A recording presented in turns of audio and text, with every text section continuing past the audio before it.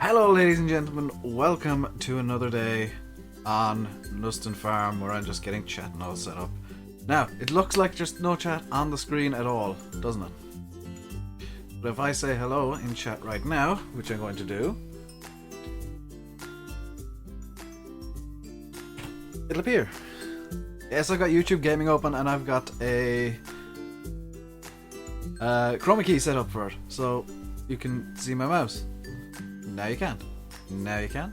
Now you can't. We've got a chroma key set up to get rid of the dark background of the YouTube gaming chat, and it does seem to work reasonably well. So no big intrusive white boxes.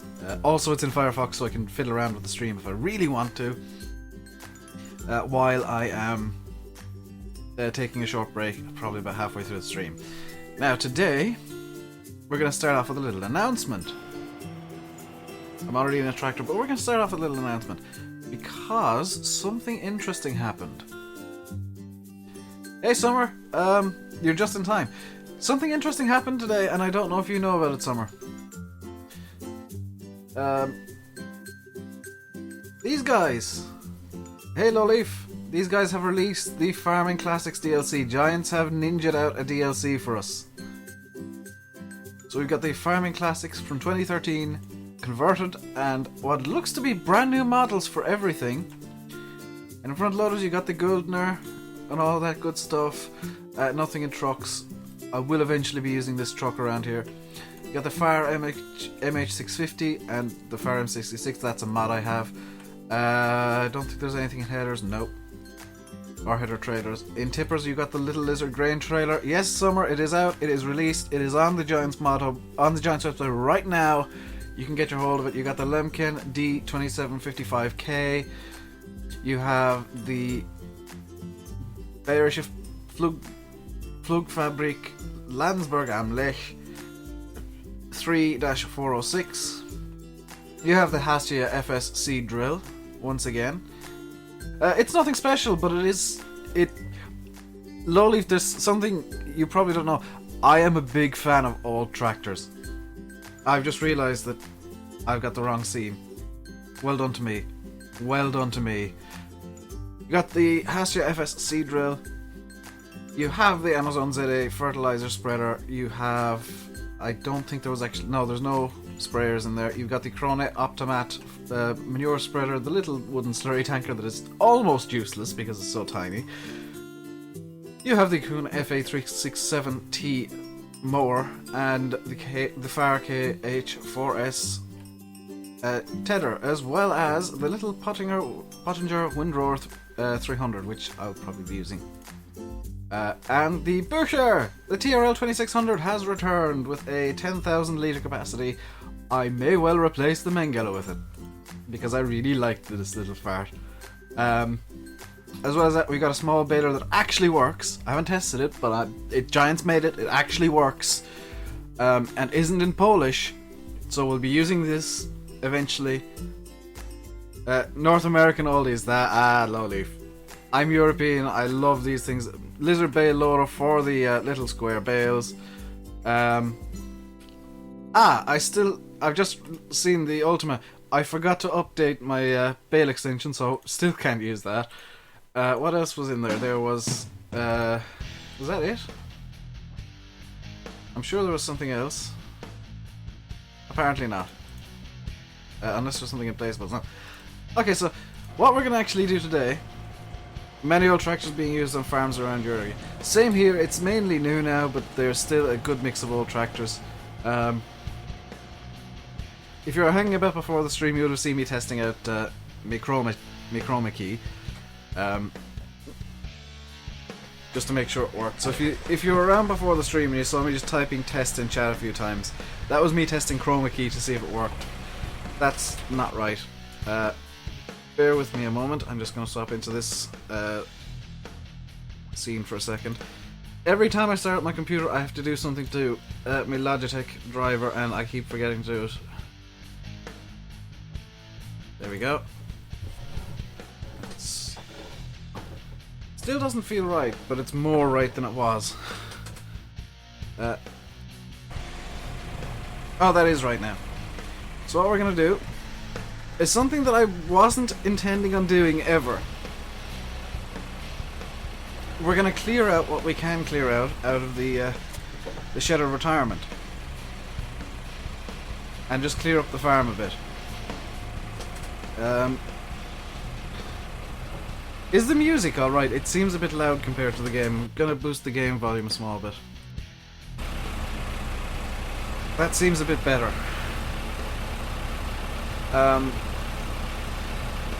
I'm clearing out the Shed of Retirement because, well, with the Old Timer DLC and with the Classics DLC in, the Shed of Retirement needs replacing. I'm bringing in the proper giant stuff. It sounds fine. I just like having some vision of game sounding as well. The Shed of Retirement needs replacing. I've got a cup of coffee because I was really rushed today. I finished my breakfast about 10 minutes ago. Slightly more than that. And I'm just... my head is everywhere. I slept awkwardly last night, which is really bad because right back on my shoulder here is really painful. I've trapped a nerve or something in my shoulder and I'm kind of struggling to move all that much. And it was really painful because as you can see, I got my hair tied back. That hurt. That really hurt. Also, if you were around before the stream, you would have seen I've got a thumbnail made at long last. After 37 episodes, Knuston Farm finally has a thumbnail, and I am actually quite proud of it. Complete with what is essentially my new logo for the channel, because the old one died with the old hard drive. That wool palette is spawning in a slightly different spot every time I load the game. That's hilarious. What else did I do? Downloaded a bunch more music, as you can probably hear. This is Retro Future Nasty playing at the moment. I've got Retro Future Nasty and Retro Future Dirty going. Somewhere on the playlist. It should be randomized so they won't play one after the other. Hopefully.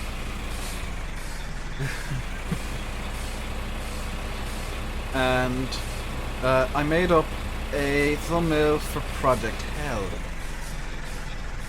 Now the thumbnail for Project Hell holds a hint as to what Project Hell might just be. It's going to be a multi-parter. I know it's going to be a multi-parter. The Project Hell stream, I'm hoping, if I'm awake in time, will start at 2 o'clock GMT instead of the usual 4 o'clock. The reason being, it's going to be a longer stream than usual.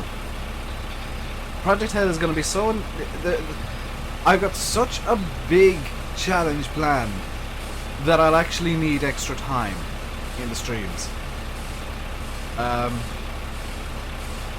And I'll reveal what Project Hell is at the start of tomorrow's stream, which may well start at 3 PM GMT because I've been getting up at 3 PM GMT lately. Although I didn't sleep I didn't sleep too well last night, so I should be okay to hop in bed early tonight and get up in time for the stream tomorrow at 2 PM. Now, Summer, I know that probably doesn't suit you too much. I know it probably doesn't suit most people too much. But the stream is going to be a bit longer than usual because the challenge is so big, and I needed to start earlier so that I can actually get it finished at about the same time, because that's the time that I need to finish. I have to finish at about 7 o'clock. About 15 minutes after yesterday's stream, I got called down for dinner. So that's kind of the timeline I'm running it. You start work at 4 AM.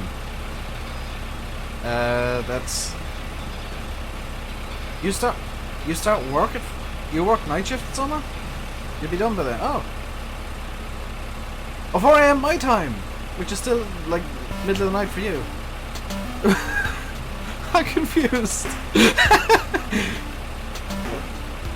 Oh, I need more coffee. I'm still half asleep.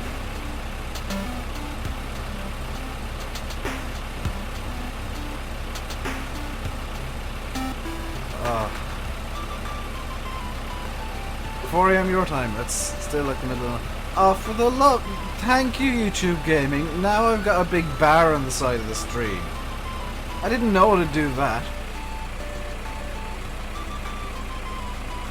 Also, Summer, I've made it so that you can post links in chat if you really need to. About 5 hours ago. What time is it? 9 AM my time then, ish. No. 1600... 11 o'clock my time. 11 AM my time. And yes, I work out times using army time because that's what I'm more used to. I'm one of those weird people who actually prefer using 24-hour clocks. So, if you don't like it, deal with it.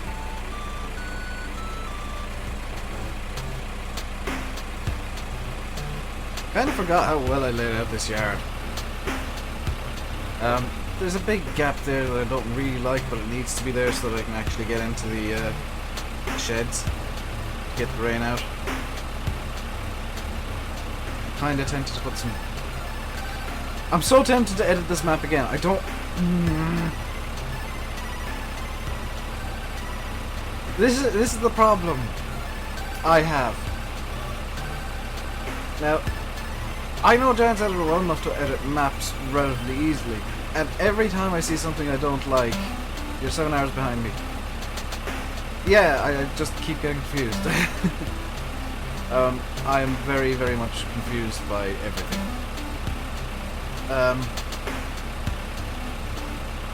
Every time I see something I don't like in a map, I'm like, I could edit that out.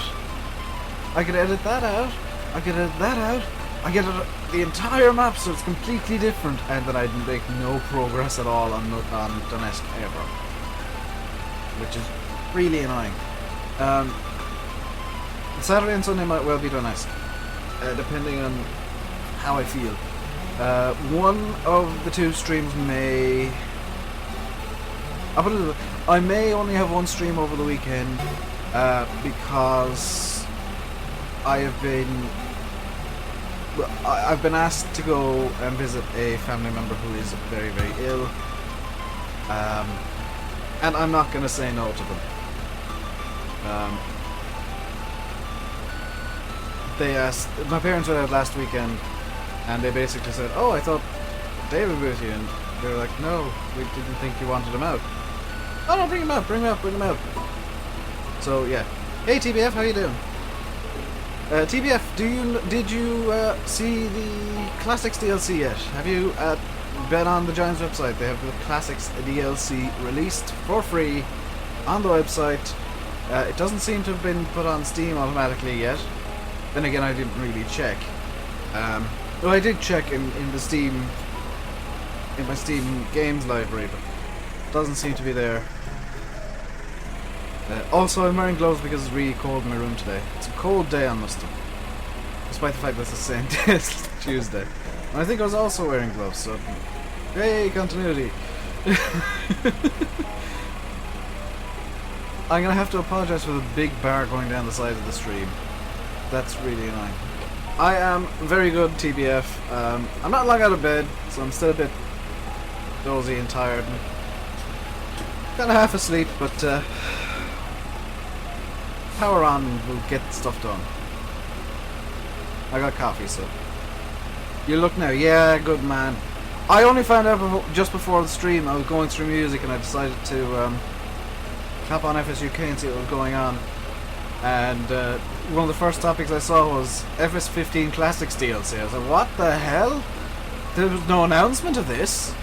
In fact, Giants said it would not be released, ever. Giants said they wouldn't re-release the same DLC again. Obviously, there was enough push from the community to change Giants' mind, which... that I'm not going to complain. I mean, if Giants are going to prove that, hey, you know what, we do actually listen occasionally, and you guys loved the Classics DLC so much in 2013, and you wanted it so badly for FS15 that we have to release it, that I'm not going to complain. That's Giants showing they're actually listening, which is amazing. Because last year, like 6 months ago, they were saying, no, we're not releasing Classics again.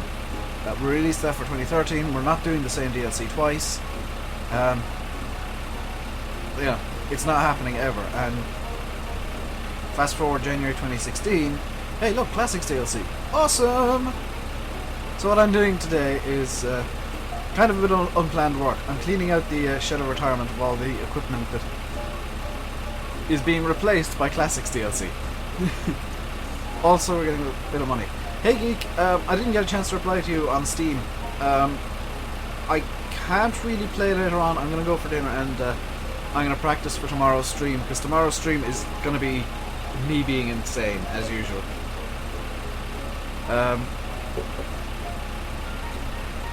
Tomorrow's stream is going to be something special. I've got a very, very specific plan, and the thumbnail is a very big hint. Because if you look at the thumbnail, you'll know exactly what I'm planning, or you get an idea of it. Without giving too much away. If you look at the thumbnail of Project Hell, you will, because I've mentioned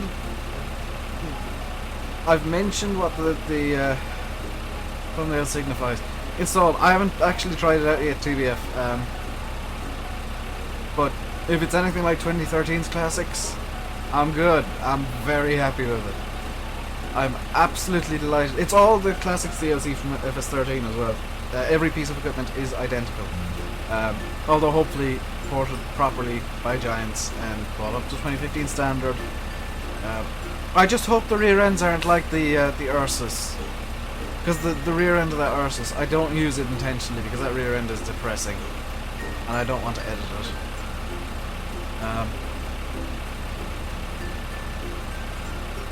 And this comes after yesterday. I was saying, oh, you know what, there's a...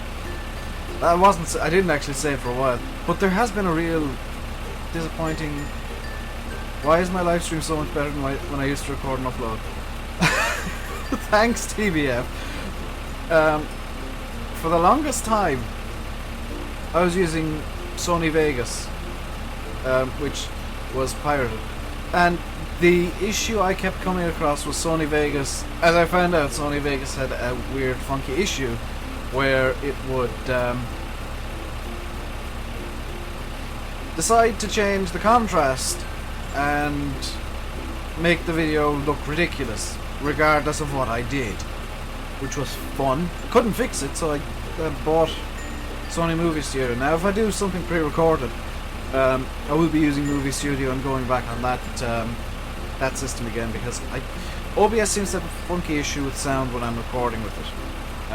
Streaming is fine, but recording just causes funky issues. You just need a good map to play them on somewhere. Yeah, there's not a really good map for small equipment. I know I'm using small equipment here. And by the way, I will be using the stuff that's in the Shed of Retirement.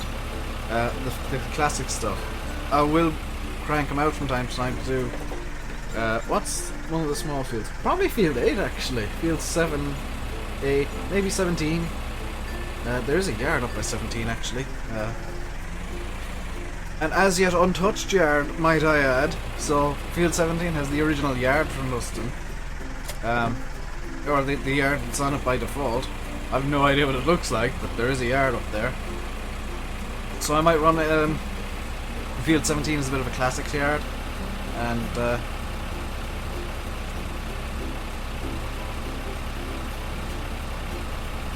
have a bit of fun with that.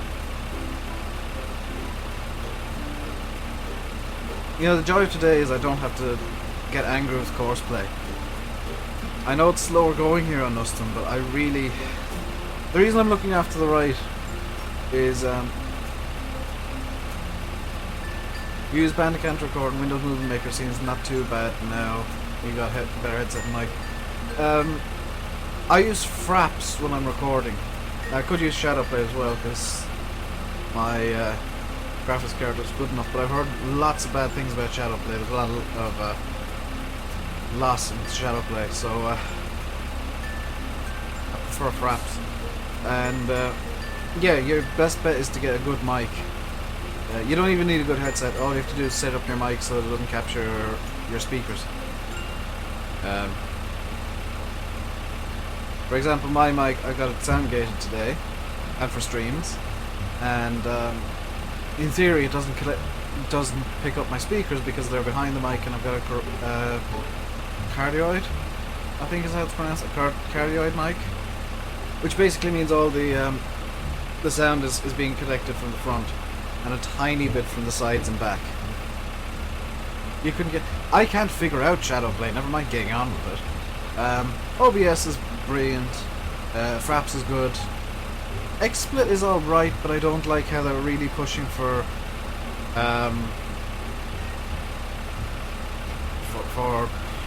things for you to subscribe. I think I've got an account with them that's a lifetime subscription because I got it in beta, but I can't remember the account details, which is a real shame. If I did, I'd be using XSplit.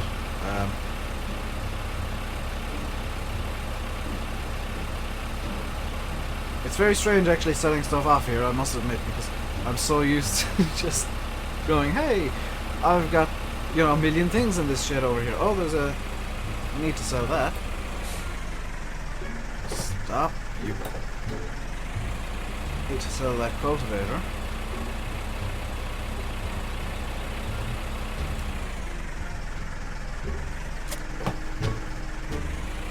Also, I don't know if I've got a trailer that can handle seeds too as a fill type. I may need to download one at some point. I might download one before Tuesday's stream. Just to make sure that I have something that can handle seeds too.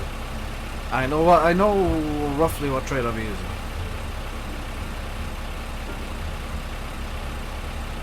Your wife doesn't. Yeah, that's always an issue. I've got speakers just because. Well, I can. I'm getting even with my sister because normally over the summer, and this could be very well be an issue over the summer. She has music blaring out of her room, so I might have to have the my music playing a bit louder than usual over the summer to try and drown that out.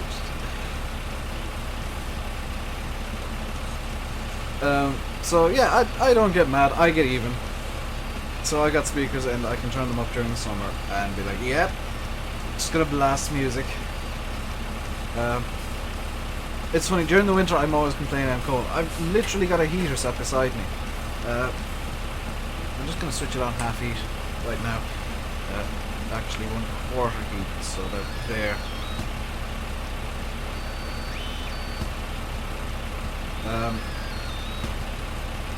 During the summer, streams are going to be fun.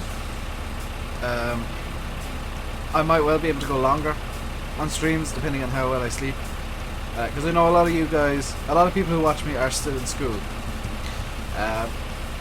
Those of you who work, you can catch the VODs because I do have DVR enabled and stuff like that.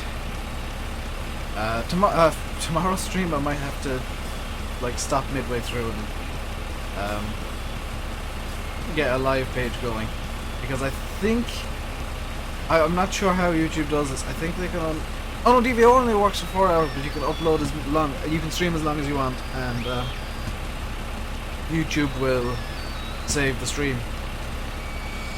Because I follow iRacing on Twitch, and they had the final 6 hours of the Daytona 24, which the real life version was on this weekend, so I'll probably have that playing while I'm working on this on Donetsk. Hey Bob, how you doing today? I'll probably have the Daytona 24 playing silently while I'm doing the streams over the weekend,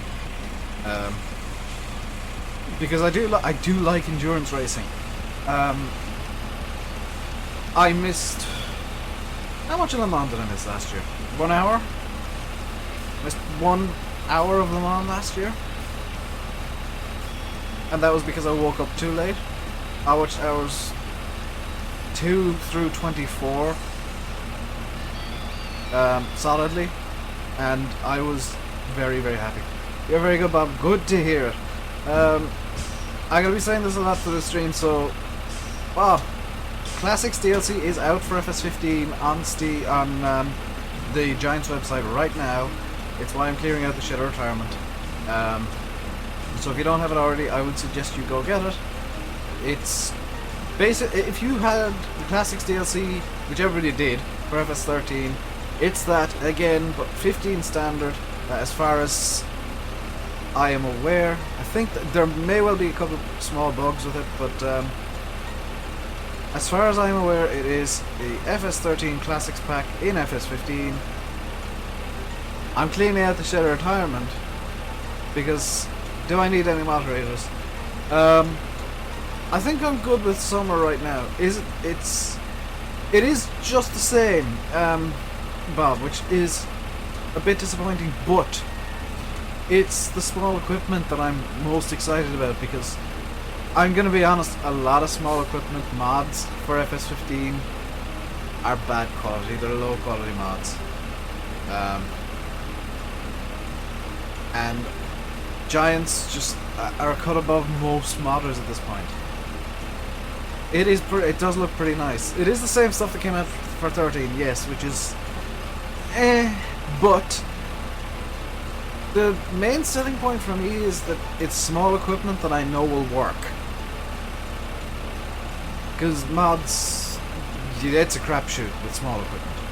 It's worse with big equipment, yes, but there's so little small equipment that the crapshoot is made worse. Is there anything I want rid of over here? The Bengal is gonna stay, but I'm gonna port that over to silage duty.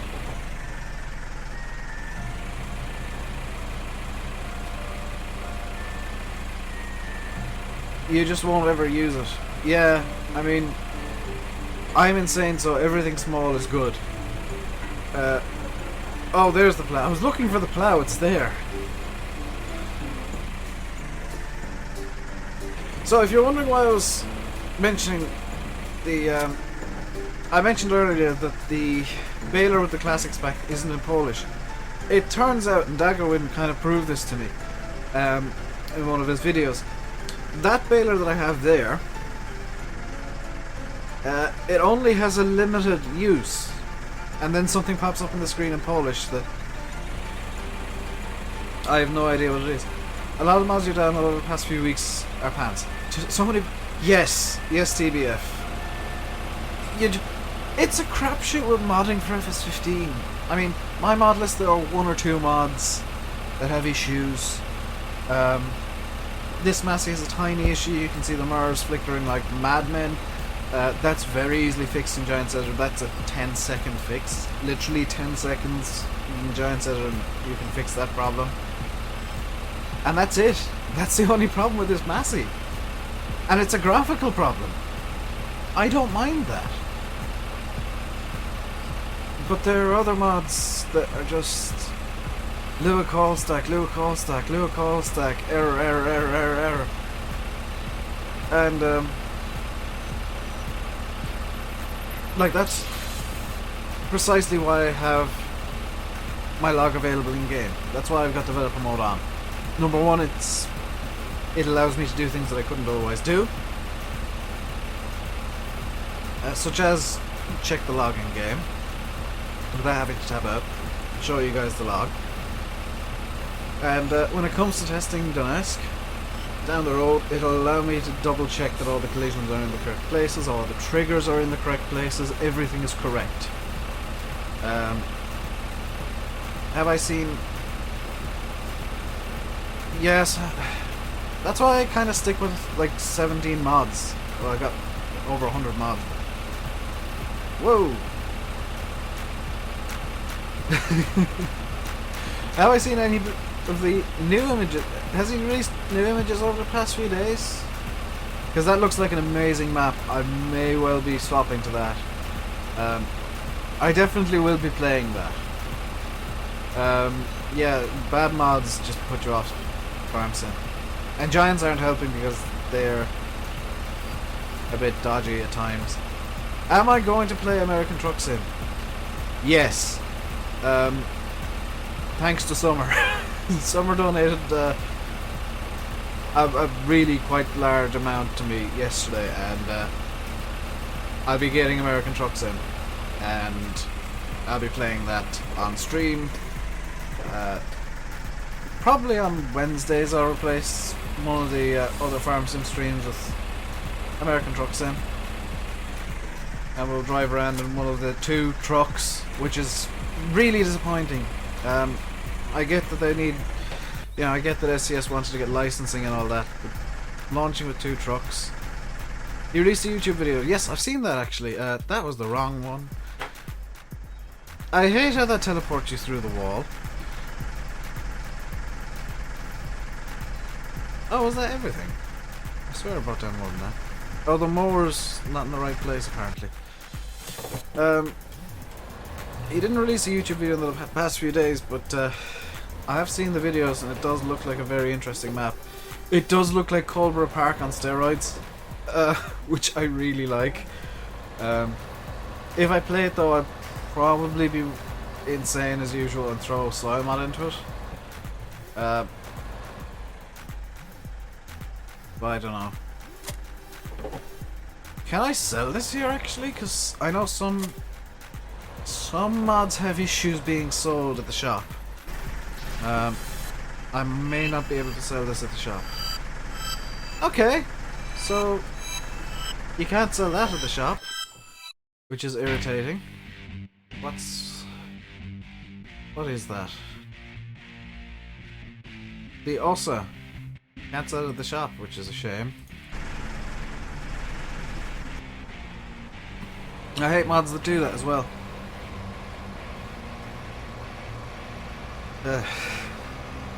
Yeah, a quick word to chat, if I may.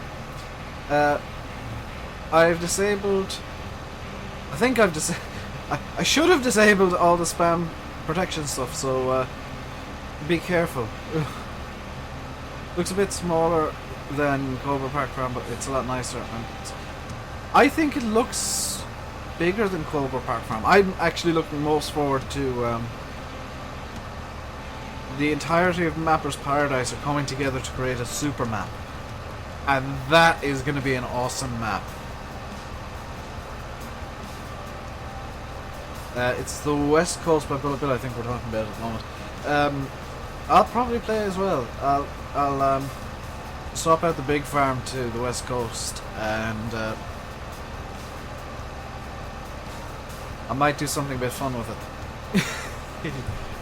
I've got some ideas of things we could do with the West Coast, and no mods, other than the West Coast and all the supporting mods for that. Because Bullet Bill does like throwing in some scripts like Animation Map Trigger, and the super map is going to be awesome. I mean, you got the best map. My nose is really at me the past few days. The super map's going to be awesome. I mean, Mapper's Paradise are some of the best map authors out there. They're just some of the best map makers out there. And they're all coming together to use their individual strengths to make a super map. That is gonna be probably the best map Farm Sim has ever seen. Like, I'm calling it now. If that map ever gets released, which, some mods never get released, that's just the thing. Domestic might never be released, might never be finished. And that's kind of a disclaimer you have to throw on mods. But if that thing ever gets finished, never gets released, that's going to be the best map Farm Sim has ever seen.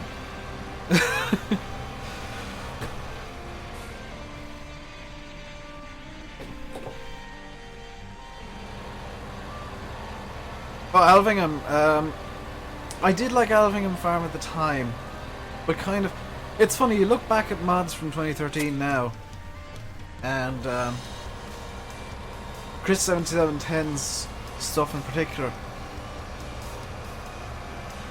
it was kind of a cult of personality with Chris 7710's maps, because they were just big. There wasn't anything particularly special about them. Yes, there was a lot of detail work at the yards, but really, what set them aside from any other map? There was no real individuality about them. His maps were all just, well, here's a map with big fields. And yes, they were somewhat realistic, but it's just a map with big fields. There's so many of them about. And, you know, it just, looking back, they don't really appeal to me anymore. And the way that he acted on Facebook as well, and I'm trying to put this kind of neatly. The way that Chris7710 put himself out there, in terms of interacting with people, wasn't particularly positive, and it's maybe a good thing that he's decided to quit Farm Sim.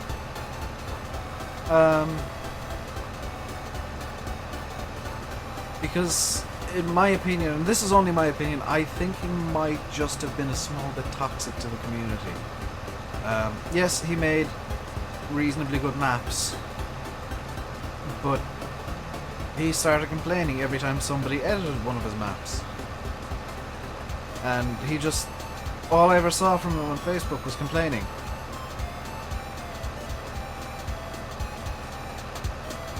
Yeah, I was part of that group too, and...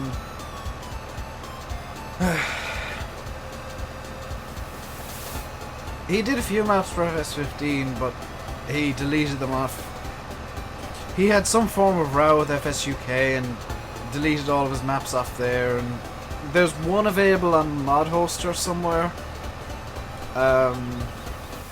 but it's really nothing special. He's one of those irritating twats who use the trees as bushes, and that just infuriates me when a map maker does that. Because it's basically saying, oh, I couldn't find a good bush model. I didn't want to use a tree that didn't have collisions. That's exactly it, Bob. He was... see, I was putting it nicely. He was rude and kind of abusive in a way, and then he kind of put himself across as, look at me, I'm Chris. Worship my maps. And it's just like, no. No, that's not how you go about it. I mean, I know some of you guys think I'm the best Farm Sim YouTuber out there, but I don't. I think I'm just a guy who enjoys playing Farm Sim, puts some stupid music behind it and talks. And I give my own opinions, which means I'm probably hated by many people already, but that's just the way I want to do things. And it's kind of how I work. Is I don't say, oh, I'm the greatest at this. I'm okay at Farm Sim. I don't think it's possible to be bad at Farm Sim. Yeah, I've got a ton of mods that increase the challenge to stupid proportions, and it's why I had to throw the Compost Master in. Otherwise, this map would be actually impossible. He ain't the best at... yeah. I don't think there is a best map author out there. Or best map maker out there. There's a lot of guys who are at a very high level, but maps in particular come down to personal preference. So if you're a big fan of American maps, and you only play American maps, Bullet Bill's a useless map maker, because he doesn't make American maps. If you're a big fan of Irish style maps, there is no good map maker, because all of the Irish maps I've ever seen are a bit crap. There's so many errors with so many Irish maps, and they only make it to Gold Standard on FSUK because Gold Standard on FSUK is so ridiculously low. Penderland Farm. I haven't heard of the map, but I've heard of Dusty Dave. I believe I have, at least. The name rings a bell. But...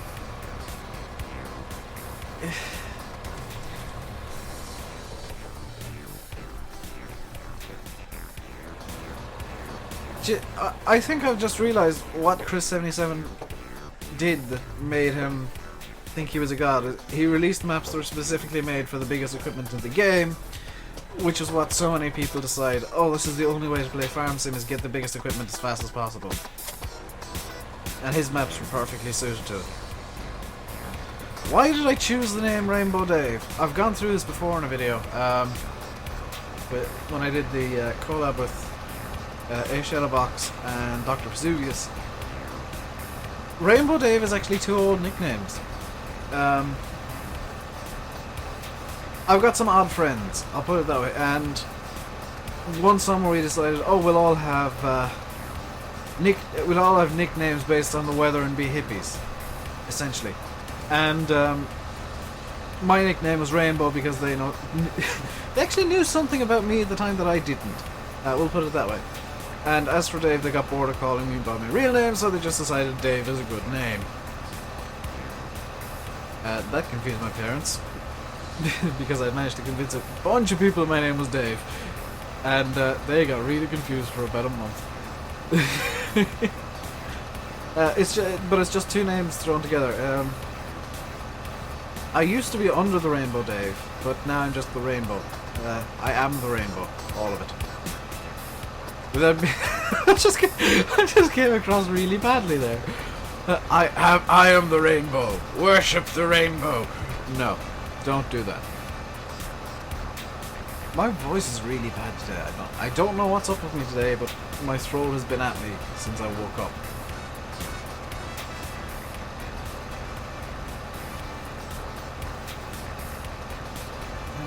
Farm. I'm trying to think, because that does sound somewhat familiar. There's a V2 coming out soon on SUK, which is bigger but still small enough for smaller equipment. Summer, that might be a map you might be interested in. I'm more of a fan of bigger maps with ridiculously small equipment. I'm gonna be honest. Because a lot of the farms around here, they've got really big fields and they use 3-meter seeders. In fact, I know Colborough Farm itself, in real life, uses 3-meter equipment.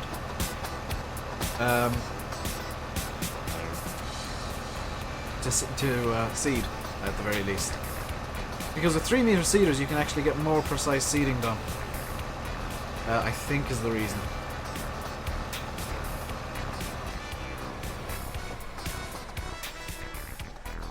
Bob, could you throw a link into chat for Summer to follow? Because I think I've enabled links in chat.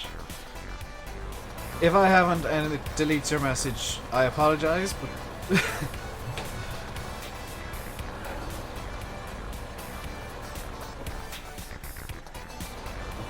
I'm guessing it deleted the message.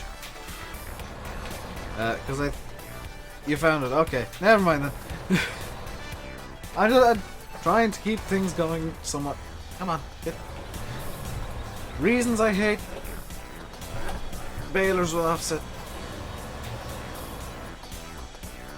You try posting a link and it blocked you. Yeah, I kind of thought that might happen. Apparently I don't have links turned on. And the spam blocker is still active. I thought I disabled that. By the way, be careful about posting long messages. The spam blocker the spam blocker might well decide you're trying to spam me. I think it's only long messages in all caps, which you might get away with. I'm gonna keep the RKS because I might use that again. Is there any other really small equipment? I'm just gonna sell that from here because I can't be bothered pulling that the entire way up the map. Any other really small equipment that I don't particularly need? No. Good. So we're up to date with equipment. Let's bring the Massey back down to the farm now. And well, Bob, I didn't block you, just wouldn't send a message. But that's fine. That's something I want. How come I'm in 50,000 euros debt? That would be as a direct result of the finance office mod, which I have enabled. I'm actually in €250,000 debt in game. The finance office mod, what it does is it takes a percentage of what you make over the day. So all of those sales are going to come back to bite me. It takes a percentage of what you've earned over the 24-hour period, and it takes it away from you. It's essentially tax. It's a tax mod. It also, because I buy more fields, because I bought Field 8 over here now, it's going to actually take away slightly more than it used to in tax for land ownership. And seeing as this is essentially my hardcore series, being in ridiculous amounts of debt is kind of what I want right now, because we are still working upwards. This is actually all going according to my plan in my own head. The plan is to work upwards, and hopefully over the next couple of streams, because for the rest of today's stream, unfortunately, we're going to be doing something really dull. We're going to be working on the compost master, just filling it up and emptying it, and storing all the compost. Then we'll go on a big selling spree of the compost, possibly towards the end of the stream. But unfortunately, it's going to be most of the stream is going to be filling up the compost master and emptying it with time compression on, time acceleration on. So I'm going to park the Massey up here right now, because we're using that again later when we're collecting the classic equipment. And I'm going to tab into this guy. And actually we can't, I don't want to tab into him just yet. Bring up the F1 menu. Your compost soil 46%. Lovely, we've got some compost to pull out of there.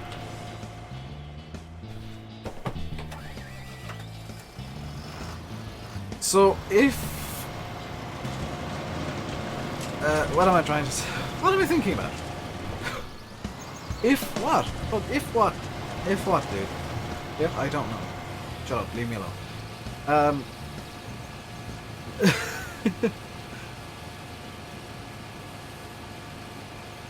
So here's the plan right now. Is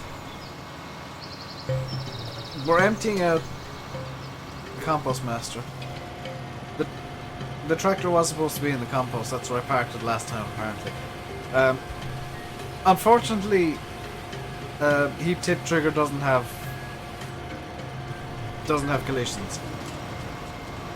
Nor does my placeable heaps, so I can't really do anything about that. They're just gonna have to be things. They're just gonna have to be non-collidable.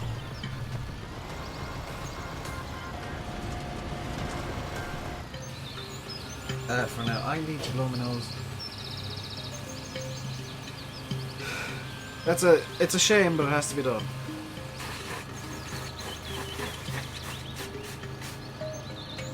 That's better. Ish.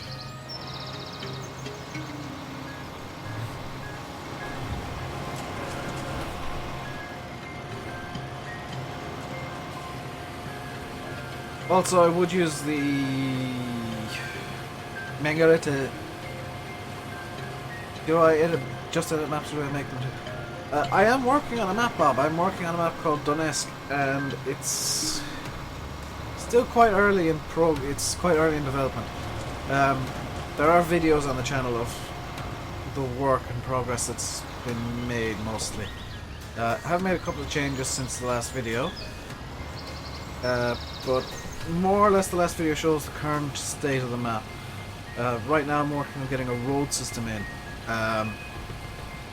I have been for, what, 2 to 3 months now? And it's an interesting learning process.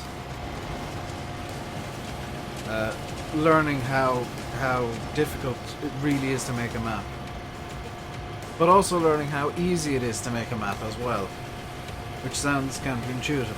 Maps are easy to make. Making good maps are difficult to make.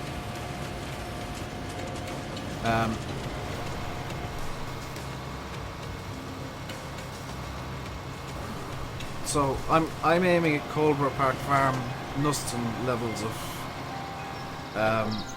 quality with Donetsk, and I'm investing probably not as much time as I should, but I'm investing a lot of time overall to making sure everything's just the way that I want. You'd love to make a map of Europe there. Well then, get Giant's Editor. get Giants Editor, go on FSUK, look up the knowledge base. Bullet Bill's got a really good tutorial on working with DEMs. Dorset's got a really good tutorial on making true-to-life roads and fields. I would suggest using Dorset's methods before Bullet Bill's methods. But you can get a really good map going fairly quick.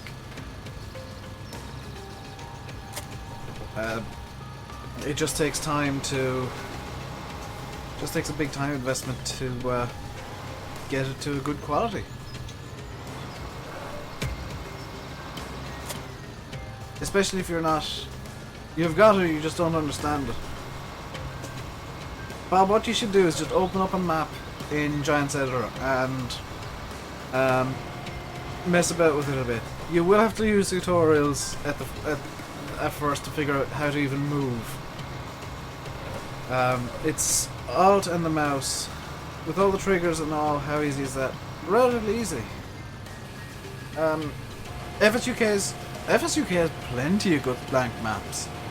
I used a completely blank one. There's a starter map available with all the I believe it's just the stuff out of Bjornholm is in the other starter map, but it could be out of Bjornholm and Westbridge Hills. The first thing you need to do though is just learn how to move around in Giants Editor. After that, you're kind of set. Triggers and all, I haven't really got that far yet with Donetsk, but just playing around with this, it's just a case of hooking all the triggers up into the right places and making sure you don't... How easy is it to use Google Maps and Giants Editor? You can't use the two of them together, unfortunately. You can... Is there a multi-fruit blank one? I'm going to throw a multi-fruit in myself, but I didn't realise there was a multi-fruit blank one. If I'd known that... I think it was at least after I started working on Donetsk, actually. But I'm going to be putting some multi-fruit in functionality into Donetsk. It's... There's a bit of faff getting Google Maps to work at GE. You have to take a screenshot, edit it to a specific size, use the any sign, any shape, any size mod, and then just make a giant sign with the picture on it and lift it up. So that you get the Google Maps essentially under the map, and you can lift it up. Yeah, you can take a picture. You can take a screen grab of Google Maps and put it onto essentially a sign from the any sign, any size mod, I think it is. I can't remember the exact name of it. It's actually really easy, Bob. It sounds complicated, but it's about a 3 to 5 minute process to get it all working correctly. And realistically, when you're making a map, that's nothing. Because if you're making a map for Farm Sim, you're going to be spending at least 1,000 hours working on it. At the very least. So, spending 10 minutes getting something small to work like that is nothing.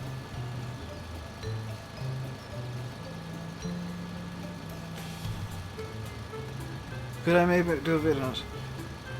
No, I couldn't. Dorset has a tutorial on FSUK. Hang on a second, I'm going to pause the game and just very quickly go onto FSUK and get that tutorial for you.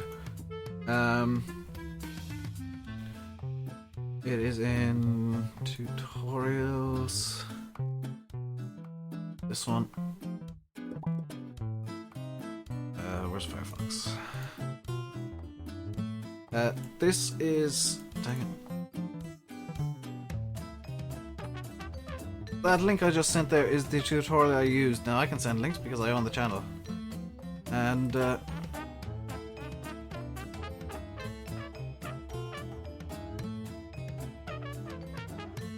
that link is the exact tutorial I used. I need to get everything right now again. And it is relatively easy to do. It's just very hard to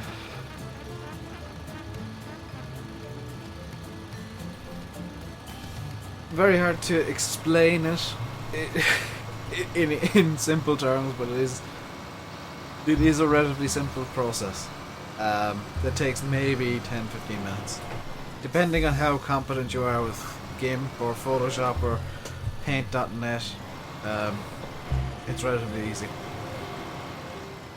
And your best bet for getting real terrain in is actually a DEM, and not using Dorset's method of getting an ordnance survey map or whatever. Use a DEM, and Bullet Bill's got a tutorial also on the tutorials page of FSUK, on the modding tutorials page in FSUK, giving a very simple overview of how exactly to get a DM to work, how to get it into Giant Seller, how to well, not how to fix it, because you will need to fix the DEM. You'll have to run a smoothing brush over it, but it is more or less getting a DEM to work is about 5 minutes, 5, 10, 15 minutes. I'll put that up there. It's ow, that hurt. I moved too quickly.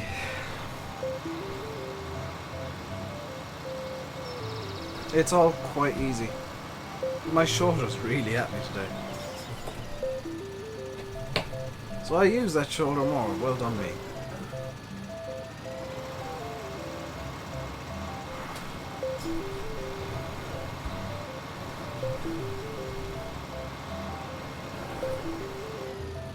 Nuts.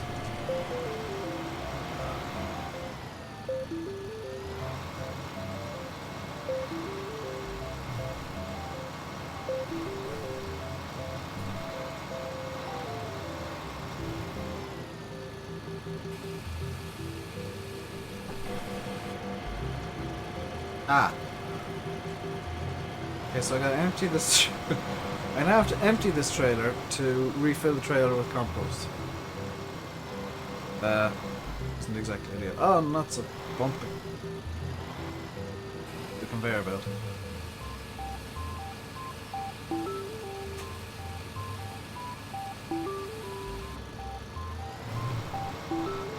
That's gonna be problematic later. How full is this end of the compost master? Which I can drive through all this stuff just because I can. How full is this end of the compost master? Not very. I'm gonna have to run time compression for a bit. I hate having to do this. Oh.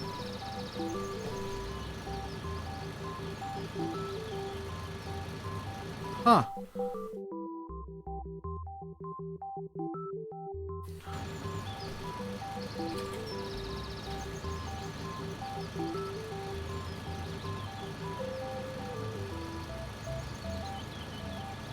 That was odd.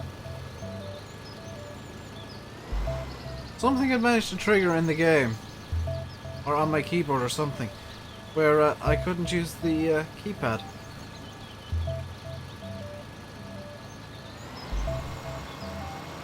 Great demand of biotech for silage. If a great demand for compost comes up, I'm swapping over to compost sales immediately.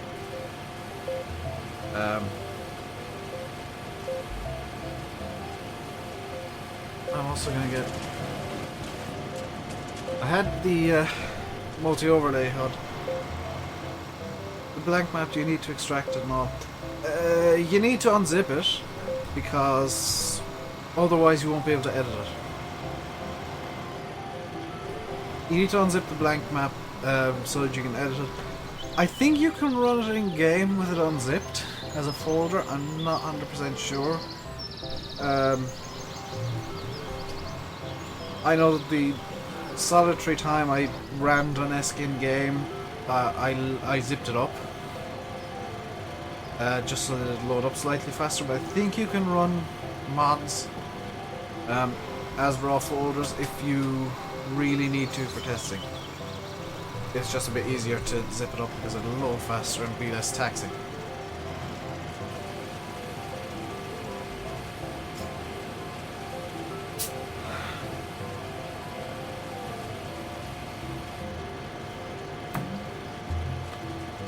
But if you that hurt.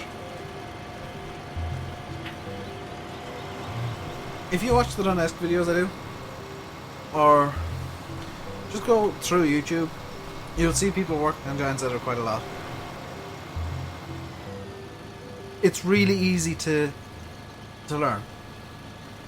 It's difficult to get all of the different functions in your head, especially when you're doing foliage painting. For example, putting down grass and wheat and stuff like that. But you will eventually get the foliage layers drilled into your head just through experience, and the different channels for different things. For the most part, at least. And it just comes down to learn and you will learn. You know, to learn Giant's Editor, you need to learn Giant's Editor, essentially. Can I place a heap there? Yes, I can. And you'll also need to get used to using your Alt key, which is probably the most difficult thing to do. Although now, whenever I'm in some sort of editor, especially, what editor was it? I was in some sort of editor the other day and I just kept holding down Alt because I was so used to it. I think it was Blender at some stage. I opened up Blender for some reason. I was just holding down Alt to try and move around.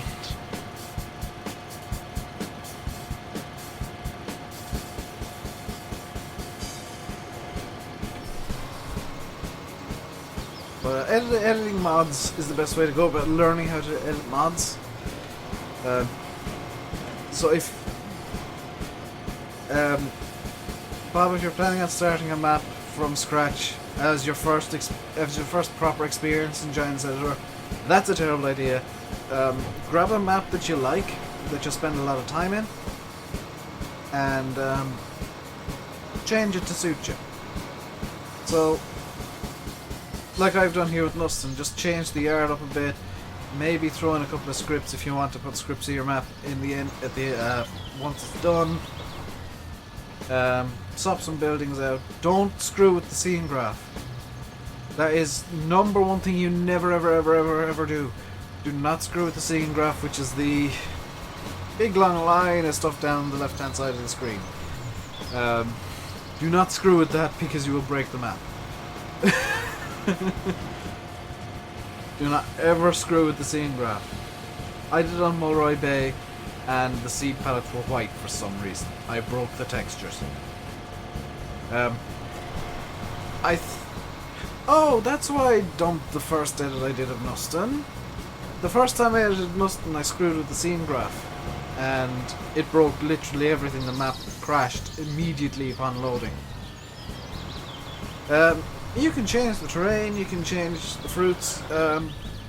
If you do change the terrain and stuff, you'll have to do GRLE swap, which is reasonably complicated. I had to do one here to get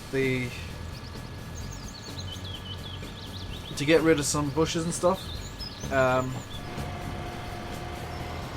David Oldfield actually has a video showing how to do a GRLE swap. But it's all down to making sure the files are on the right places, and being directed to the right places. And not screwing with the scene graph is the number one way you make sure that all the files are going to the correct places. Now if you don't want to do a GRLE swap, what I'd suggest you do is just start a new game on the map, because that'll load up the quote-unquote default version, which, if you've saved it in Giant's Editor, will be the version with your new terrain and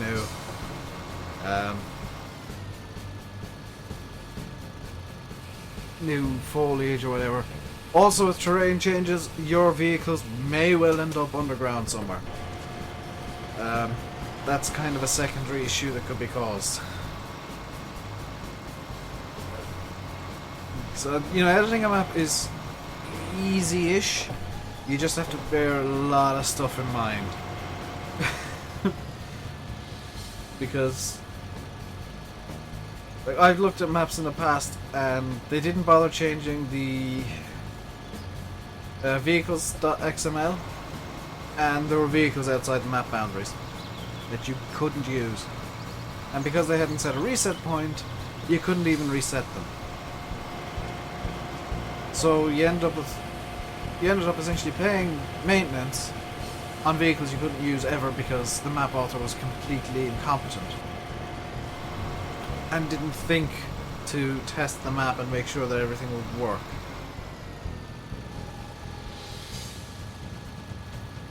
A surefire test for a lazy map author, map maker is: are they using the default vehicles in the default vehicle positions? So open up, we'll say Bjornholm, whenever you're testing a map. Open up Bjornholm, look at the map of where the vehicles are. If they're in similar positions in the map you're looking at, you've probably got a lazy map author. And my sister's just going home from work, which is not. Whoa, whoa, whoa! What am I doing? What am I doing? What am I doing? Okay. There we go. That's what I meant to do. Okay, you can edit a map to do whatever you like. You just have to be careful about it.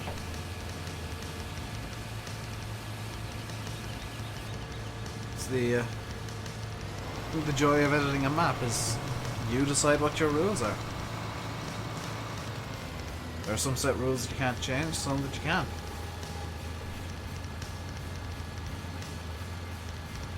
I really have no idea how long I'm going to be able to do this like this because that conveyor belt is going to run out of grass to move very quickly.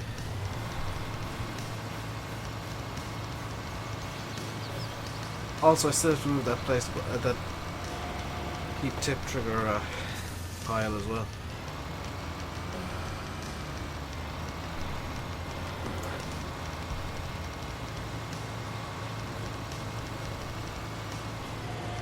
Bob, what I suggest you use, I know I'm just talking to you at the moment, Bob, but I'm trying to think of ways to help you get into modding and stuff. Look at Knuston as the default Knuston map, and you'll notice that I've changed every shed. I've only kept one shed in the main yard, two sheds in the main yard the same. Gotta get rid of this. Whoops, that was the wrong one. I kept this shed because it's actually tied to the bale destroy trigger over here, and I kept this shed because I liked it. This used to be a messy bit of scrubland. It's now got a conveyor belt and stuff in it. There used to be just the one fertilizer tank with there was the default fertilizer tank. I put in soil mod tanks because I liked them more. That lime silo was never there. This used to be. This wasn't there. This was over here somewhere. This trigger over here was over this side of the map. I can't remember what was in there, but oh, it was just an entrance to a building. There was a lot of junk over here. Down towards the cows, I changed most of the cow yard as well. I can change more if I want to, but I'm quite happy with the way that it is. It's just down to, you make your own rules, change what you want. But I tried to keep, well, I did keep the fields all the same. I was going to change them, but I decided against it because I wanted to keep the essence of Knuston about the map. And somewhat miraculously, I still haven't dropped a single frame. So this is like 7 or 8 hours streaming total over the past few days, and 0 frame drops, which I am genuinely amazed with. Also about there can be some unexpected side effects of things.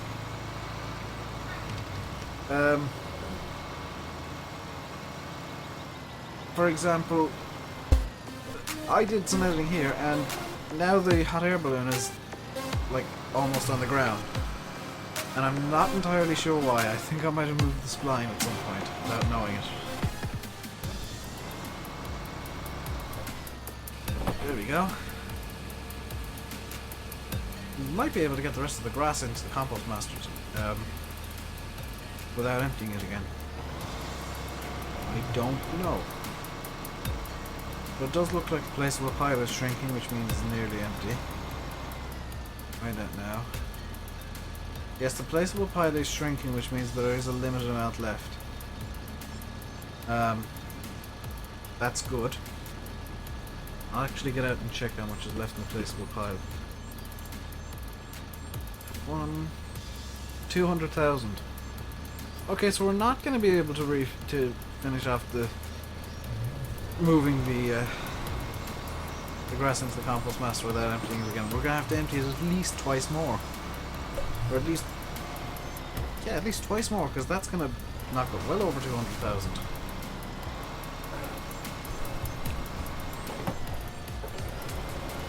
Now, one thing I won't do today, and I do apologize, is I'm not going to skip through the night because I really, really, really can't afford to skip through the night on Knuston. Especially when I'm working with compost. So if there is a great demand in an hour's time in game, I'm going to start carting compost in the dark. One thing I will do though is, before Tuesday's stream, I will get a mod that I'll throw in some lights around here, so that if that situation happens, hopefully it won't today, and I might just up the time acceleration overnight, but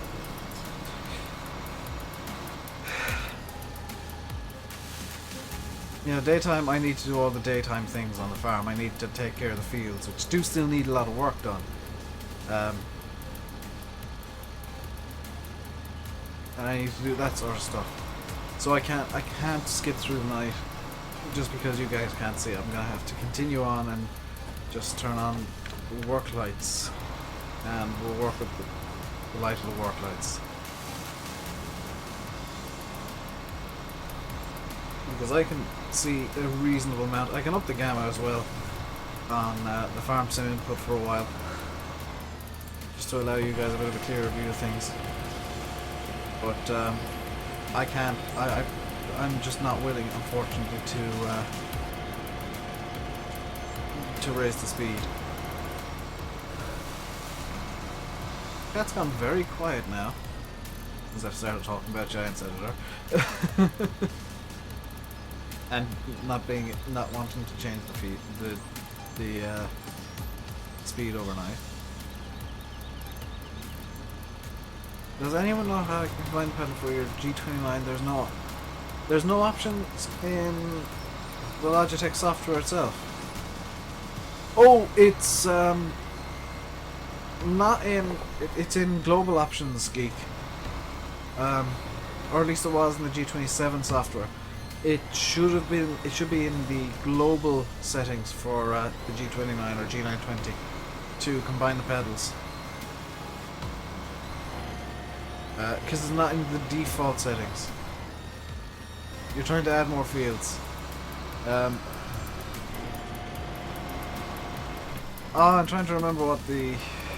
Oh, you gotta actually. Yeah, you gotta set the. No problem, Geek. Because that's an issue I have as well. When I'm swapping from Project Cars or iRacing to Farm Sim, I have to combine the pedals and then decombine the pedals and change some settings. And with some games, I have to reduce the steering lock and fiddle about with that sort of stuff. I mean, it's fine, but at the same time, it is just. Well, I need to play this game now. Time to spend 5 minutes setting up the wheel. Which is kind of why I'm like, no, I can't play Farm Simulator because I'll be doing some Project Cars practicing for tomorrow. Because I need to practice a couple of things. I need to practice a couple of vehicles because I know I'll be using them tomorrow. Also, I think the new DLC releasing tomorrow, so that could throw a right big spanner in the works depending on how that happens. Because, okay, I'll give it a teaser for tomorrow and for Project Hell. The plan is I'm going to use a track, just the one track, and I'm sure somebody's probably guessed what track I'm using by now. Based on Project Hell and the thumbnail and whatever. I'm gonna drive. You can't find the global thing in the software thing. Okay. Let's show you then. Is there anything I don't want shown on my monitor? No. Let's show you. So here's the Logitech Profiler, which you should have something similar to this. Under Options, Global Device Settings, and right down here in Steering Wheel Settings is the Combined Pedals option. That should, in theory, be on your Profiler as well. Assuming Logitech don't have all new systems for the G920 or G29, you should have the exact same program available to you. Also, you can see that I keep my centering spring at about 51%, which is just comfortable for me because it's not. Your software is a different thing.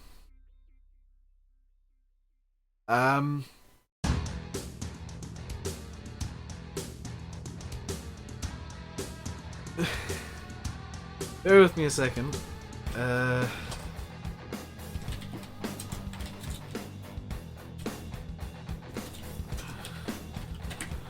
I'm gonna Google it right now for you.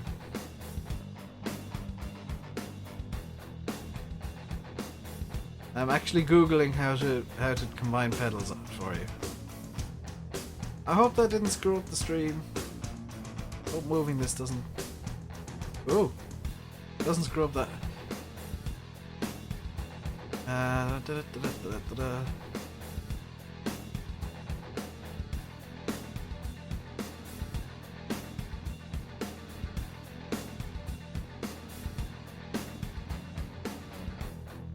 I'm guessing, Geek, that you're using Windows 10 because I'm looking at. I'm gonna bring it over into this window over here. I'm looking at this page over here. I can bring up OBS and stuff now again. I'm looking at the Logitech support forums here, and it does look like the issue only exists on Windows 8.1. Well, then it's it's in the game controller settings. So what I'm going to do, Geek, is I'm going to link you over to this, and hopefully this will fix your problem, because there's a process to go through here, and in theory it should work, because it looks like the issue is only there in Windows 10. See you, Bob. Have fun in Giants Editor. That it can be problematic, but it's fun. It's good fun.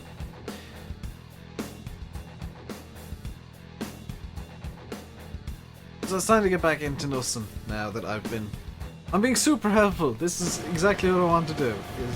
I want to help people figure out as much as I possibly can. That's why I do the well, that's not going to work anymore, is it? That's why I do the Donetsk series. I actually want to help people get into map making. I know there's a lot of maps out for FarmSim, but it never hurts to have more people making maps. And maybe somebody who makes a map decides someday that, hey, you know what, I'm going to try and make a vehicle. And I want to make the best damn John Deere there ever was. And they take 6 months to make a John Deere 6120 or something, for example. That's the best 6120 in the world for a game. For FarmSim. You know. So what the heck just happened?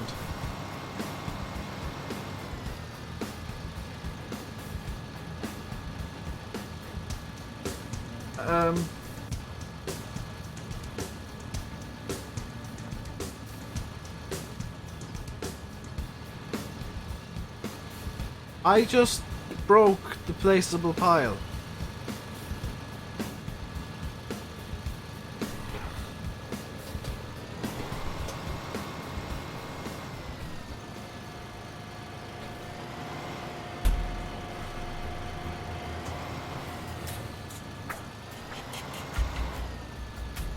I just killed all of the grass that was in the placeable pile.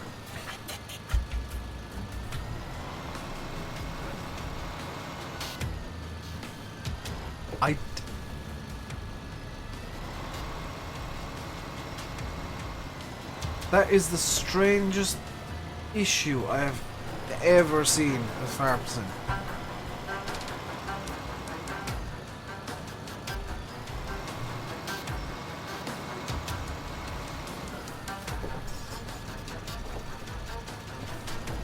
Now, unless the tip trigger pile has like 300,000 in it, I've just lost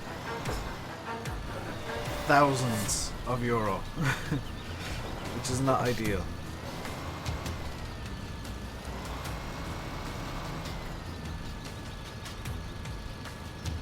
It's plonked some back into the into the placeable pile now. That's lovely. Thank you for doing that. To 2.5. It's killed like 200,000 litres of grass. That's infuriating. That's genuinely infuriating.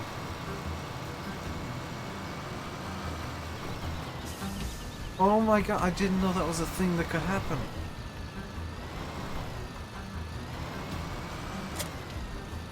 I'm guessing I managed to cause a glitch. Because that shouldn't have happened. Is there anything in the log? No. It didn't just vanish into the ground somewhere, it just... something popped, essentially, and all the grass went away. I don't quite know what happened. I think I might have caused some sort of weird loop. And moving the conveyor in the exact way that I did caused the grass to essentially unload into itself, and the game got confused and said, nope, nothing here now. I'm guessing that's what I did. It doesn't make it any less weird, but that's more or less what I think happened.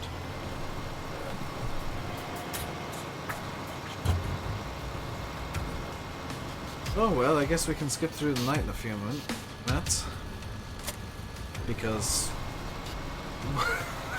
we've got next to no grass left to move. If we get the instant I see a great demand for compost, because it does tend to happen whenever I'm working on the compost like this. Unless one already exists, which I don't know about. Did I edit in the compost master on this map? Yes. Yes, I did. It's not there by default. It's not going to be on the new version of Knuston that Katoris is currently making. It only exists in my version and probably some other edits.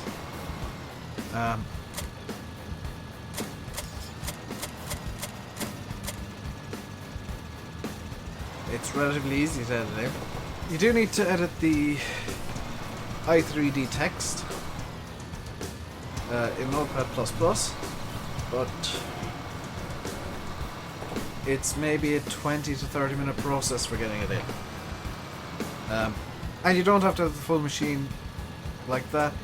You can get rid of, I think, this section here, where you can turn a couple of sections around and have it in whatever configuration you like. I just have it straight on like that because that was the way it comes normally, and I couldn't be bothered fiddling with it too much. Plus, it does look kind of cool just the way that it's right up against the wall.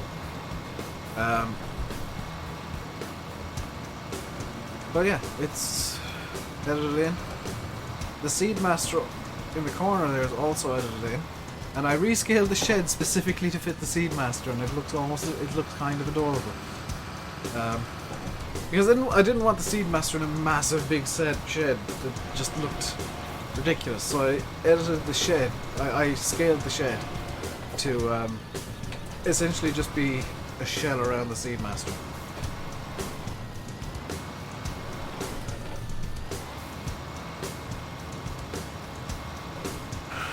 There we go. We're getting somewhere slowly. That said, I don't think editing in the Compost Master would have caused that glitch. That was something going funky within the game. Probably related to the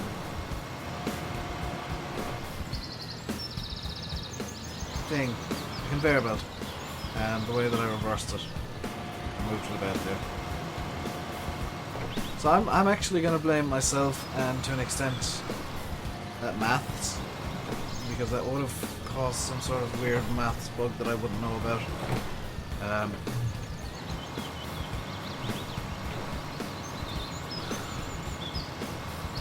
There we go.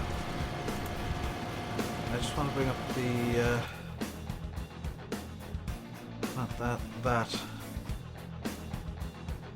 and bring up Firefox again. So I'm using the Firefox chat to read chat. So I'm actually on YouTube Gaming at the moment. Ooh, there's like one person on it, and it's me.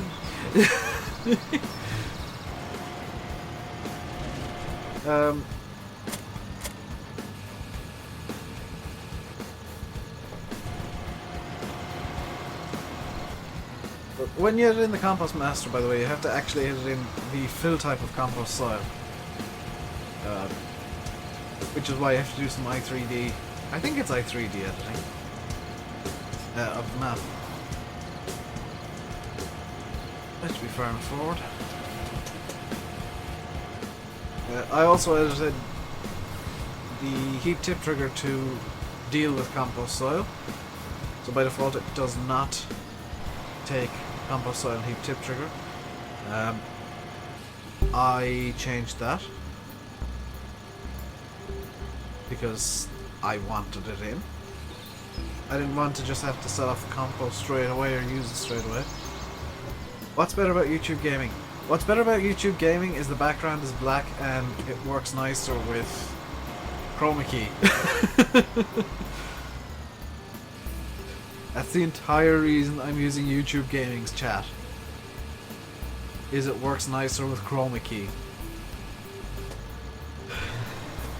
Other than that, it's identical to YouTube. The player is slightly bigger as well, and chat I think has better integration in YouTube Gaming. But overall, it's just YouTube but black. So if you're sat in a dark room, I guess YouTube Gaming is probably the better idea. Also, it makes the video look brighter because it's black. The white background of YouTube is terrible. It tends to make videos look really washed out. Or it tends to make videos look really dark, which is why a lot of people have issues with darkness on YouTube.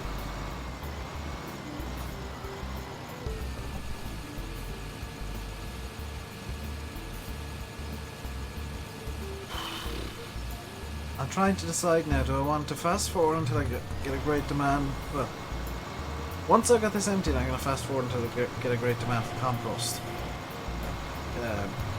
Or until like 7 AM. That's all I can do at this point.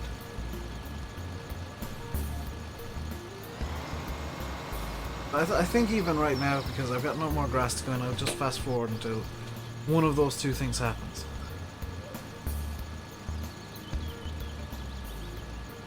Okay. I'm just going to leave soil mod do its thing. It's just calculating growth and weeds and stuff for today. Turn off the lights now. So while soil mod does its thing, you can see it's popped up some growth. And I'm moving like 1.5 hours. Can I continue this and just empty? Yeah, I think I don't really need to empty that anymore. So we're good now. So what we are going to do though is I'm going to drive around here. We're going to grab the New Holland. And you can see, by the way, that I'm now on minus 61,506.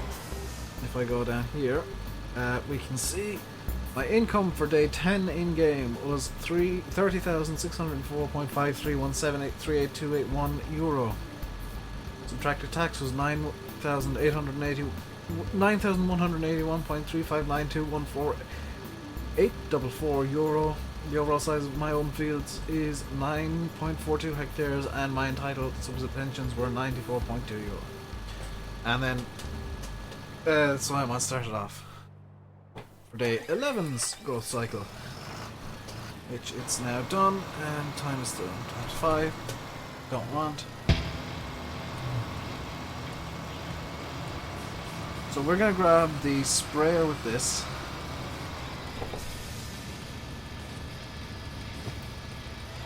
I don't want to use the sprayer, but I have to for this next job.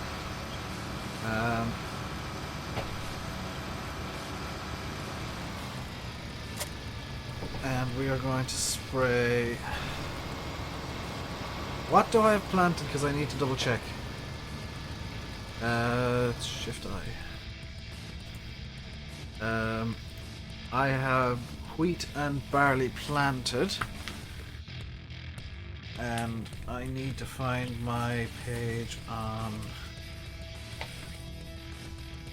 herbicides here. No. Chop straw. All my bookmarks are folded in each other. Fertilizer. Herbicides. Here we go. So I can't use herbicide A, so I can use B or C. I'm going to use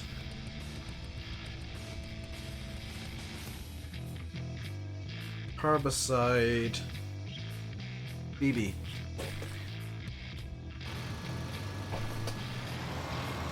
Which is down here.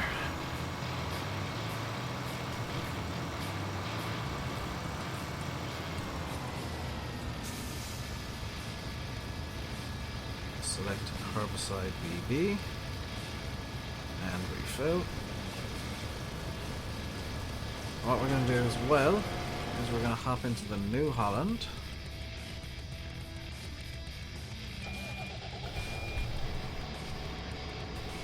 And we're going to get Charles, as I've decided to call him, working as well. We're going to get him laying down our tram lines for us. We're essentially going to follow him around the field.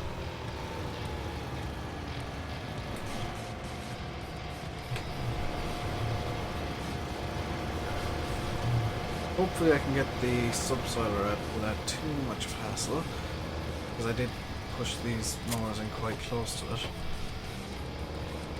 There we go. We're going to start off on field 1, so let's just grab the course for field 1 tram lines. Thank you very much. If you grass in a field and plough it later to hired workers do, courseplay I don't think does. Well, courseplay will, but you have to manually, I'll just show you very quickly. You have to hit calculate current field's edge path, otherwise courseplay probably won't work. Start at the first waypoint please, and drive the course. Hey Ibrahim! I am laying out tram lines, that is good. So now we're going to hop into our, let's hop into this guy. We've got our herbicides in already. We're going to follow the New Holland round with this guy. Hey Lee, how you doing? Has somebody raided me or something? I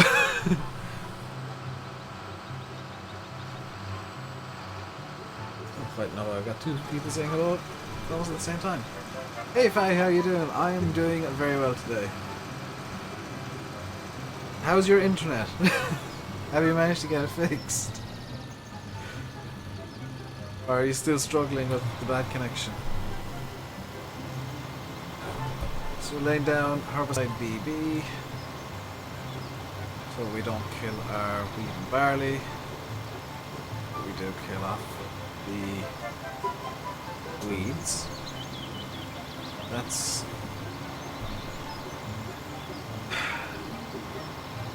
That soil pH is complicating things, because I want to reduce the pH. I want to increase the pH because it's going to be reduced, but I can't increase it by a small enough...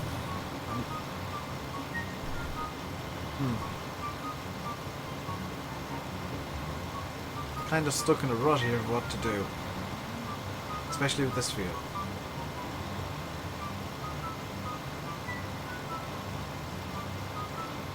It's an interesting problem to have. My soil pH is too perfect right now. Can I get a new tractor?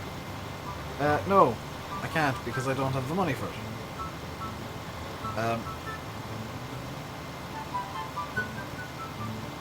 The no-go yet. That's an issue with air at the moment. If you ring them again, you might get a different answer.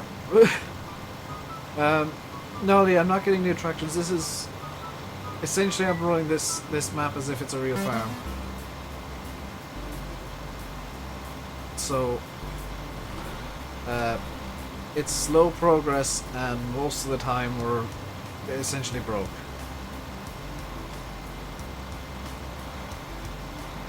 Does it say available to your address though, Faye? That could be the issue, because for a period it said available in the area, but not to the address, and we kind of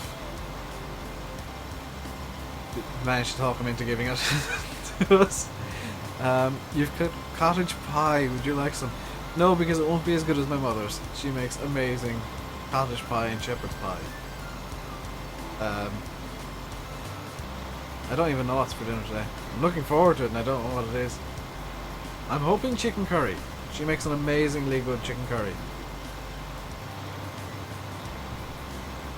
That's like my favourite thing ever is her chicken curry. Or her apple tarts. Nothing beats at home cooking essentially. Except mine. Because mine is terrible. I cannot cook. Oh, the Sky Guy is back. Our sky is acting up already. We've managed to lose sound on 2 terrestrial channels. Which is amazing. Like, the 2 big channels here, Faye and anybody else in Ireland will know. RTE1 and 2, we have no sound. Oh, white pudding. I am jealous. Though I prefer black pudding myself. Actually, there's a hotel here. And I just have to remember there's a hotel here and it does the most amazing thing. It's black pudding. It's black pudding and vegetable spring rolls. So it's essentially black pudding and various vegetables, which I normally don't like vegetables in like a spring roll. I thought it was like black pudding with a vegetable spring roll on the side, not black pudding in a spring roll with vegetables. And then on the side it's got apple chutney from the local apple farm, the local orchard, and oh my god, it is all so delicious. I will never eat anything as good with black pudding again unless I like eat that again.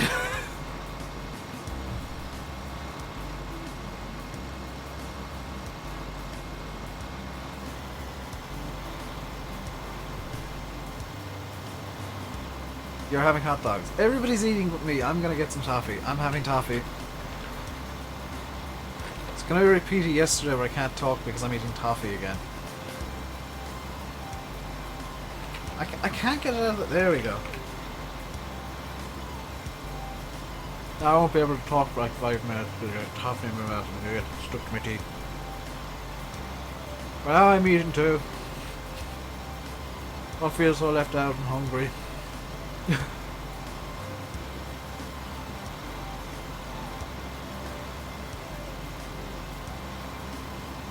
This is gonna... Oh, actually I needed to increase the soil moisture. So that's not actually a bad thing.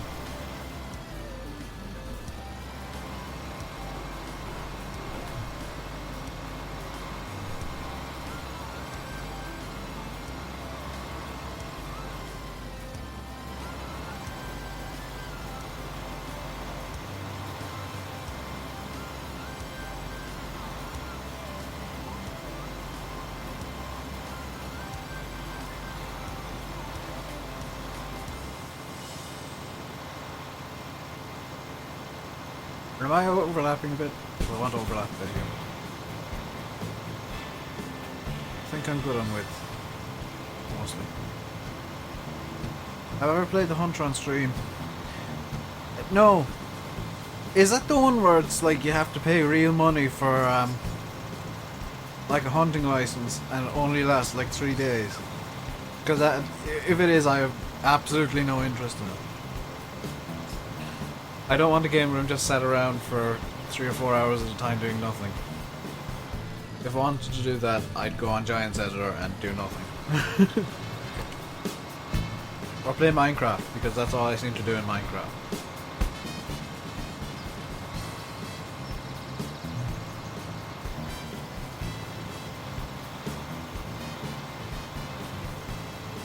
You've been ill, TBF. I hope you feel better now. I'm catching up to the catching up to the T7.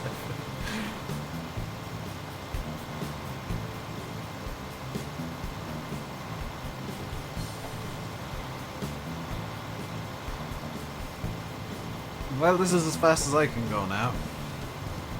But I need to let the T7 get away from me a bit so that I can do this. I have to go slow and then speed up a bit again. So luckily I'll actually have to go around the outer loop in a moment.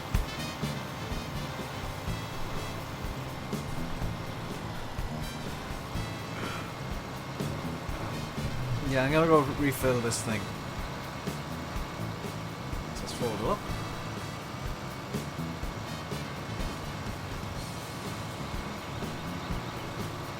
Let's get it back down to the yard so that I can refill the herbicide.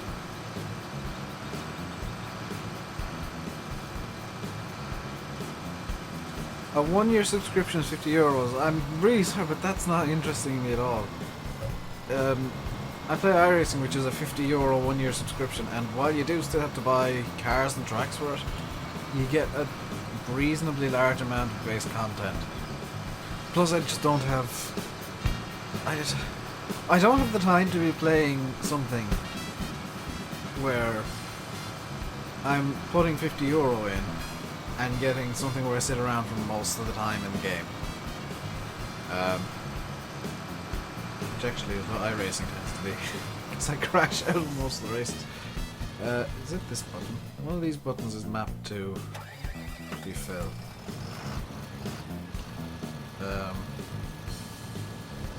It's that one.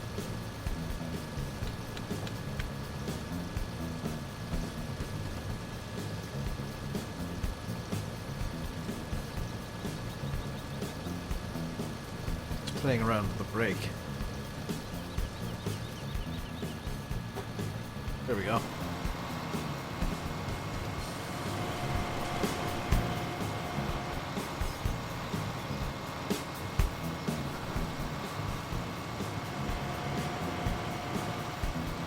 A 3-month sub is like €13. With the 1 year you get nearly all base equipment. A 3-month sub is €13. But a 1 year sub is 50. I mean, I know you get nearly all the base equipment for the €50, but have you thought about the maths of that, Vahi? You're paying an extra euro for the year's subscription. It's actually bad value. Although you could argue that you're paying the extra euro to get all the base equipment, so it's still not something that would appeal to me, I'm afraid. I should really have just gone around the outside here, shouldn't I? Oh well. You have to excuse me driving off-piste. Then again, I'm not as piste as horseplay tends to be, so it's not too bad. Oop.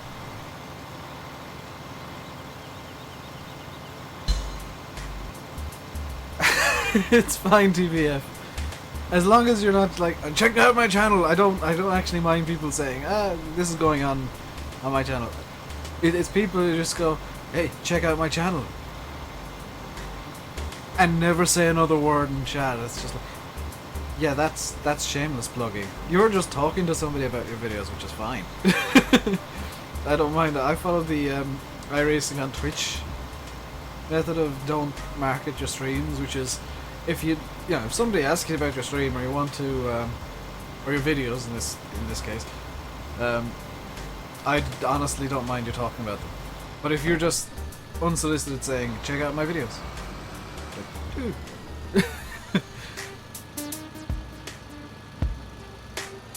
Did I see the new DLC? Yes I have. I've sold off pretty much everything in the Shed of Retirement because I'm going to replace it with the Classics DLC.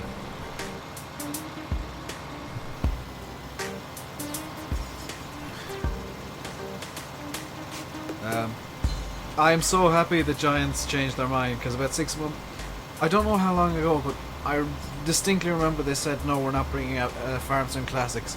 None of the DLCs that were out for 13 will be re-released for 15. So they obviously changed their mind for some reason. I'm hoping, above hope, it was the community that convinced them to change their mind. Because the Classics DLC is probably the best one they brought out for 13. Barring Titanium, which, you know.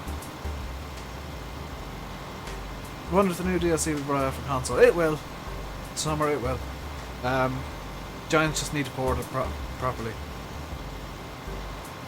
That was really cool of Giants. I'm gonna give them props for surprise DLC. You know, I've been complaining that all the DLC, they're really over marketing the DLC they're selling, and you know, all the DLC is over marketed, and then just suddenly, hey, here's a DLC, it's free, take it. It's the Farming Classics pack that you really, really wanted. And have wanted for months. And oh yay! Small tractors and equipment. That was my genuine reaction when I went to Netflix UK this morning and saw it.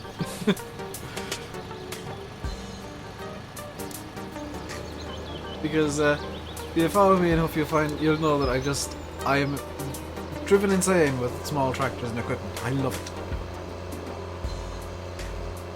And now I can go mad with the small bales. I can start doing hay again because if you remember back in the storyline from way back at the start, I've tweaked my shoulder again. Way back at the start I said that there was a horse farm down the road and they wanted small square bales, and they took the round bales because the small square bales just weren't working out. But they still want the small squares of hay.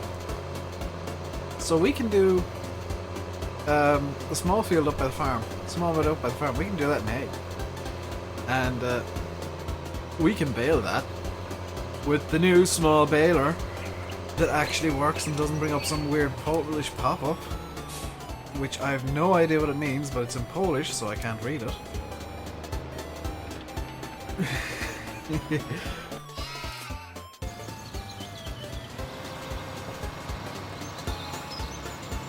Classic DLC equipment only on the... Fahi, you have no idea how crazy I am. I used smaller equipment on a bigger map before. But that is tempting, that is really tempting. Don't give me ideas, Fahi. I am insane and you know I'm insane. And that is a really tempting idea. That is far too tempting for me to even consider. Because I will do it if I'm encouraged. It's far too tempting. There's tractors everywhere. Because you know I'm just going to have 17 courses set up to do one thing. Especially on that map. Oh yeah, I do need to throw herbicide down on field 8 as well. I'm not going to put tram lines because that's grass, and grass tends to be okay with being run over a bit.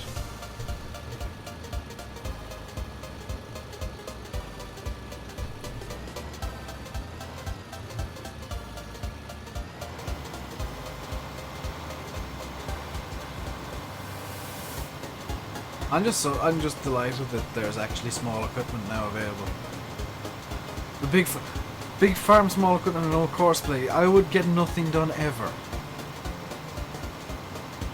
The only reason I'm doing the big farm is because I wanted to use courseplay. 5 of everything. Why not 15 of everything, Fahy? You're thinking too small.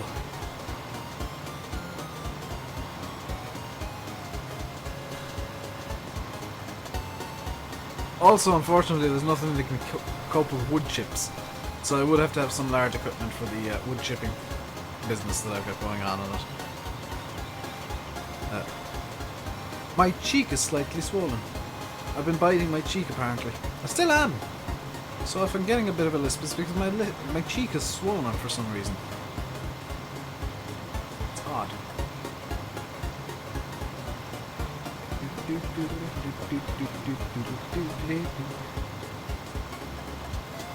I think with the dry grass, it can take any herbicide, barring X. Herbicide X, by the way, the one that I have never used and will never use. You had 25 of everything. That's much more like it, Fahy.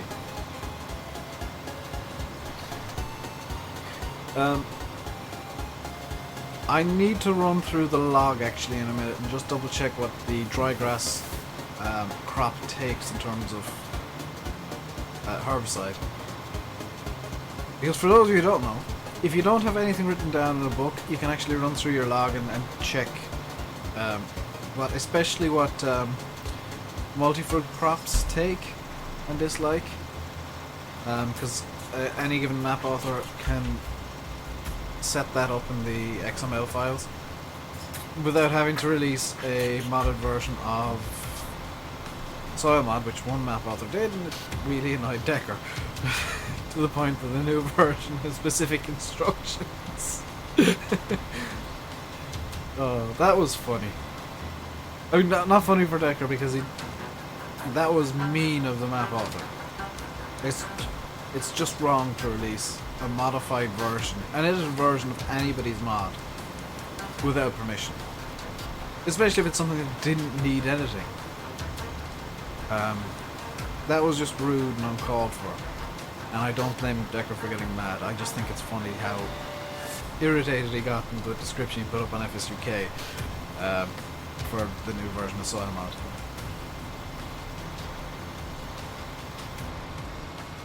That said, I really respect Decker for not just going the way of some mod authors who I'm not going to name, who may or may not have made some very good John Deere's in 2013 and some very, very subpar mods in 2015, and who quit because somebody released a private mod. That they shouldn't have released yet, but that's not a reason to quit the game.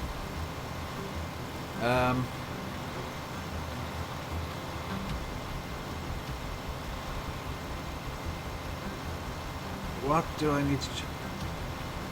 I'm going to pull up here in a second actually, just at the end of this row, because I don't... Oh no, I'm trying to think, will the New Holland be coming back up this way at all?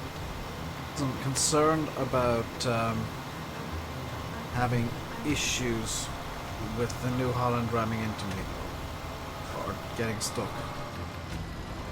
I'm going to stop midway down this lane here.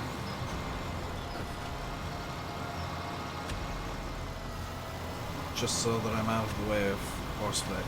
I know that I'm out of the way of horseplay. Because I really need to check the log.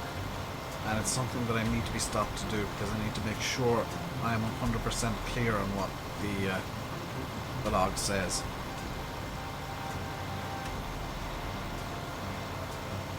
Which is unusual for me. Normally I don't... normally I just run through the log with the game running, but no, I need to actually... I'm going to pause now and run through the log. Little coal stack.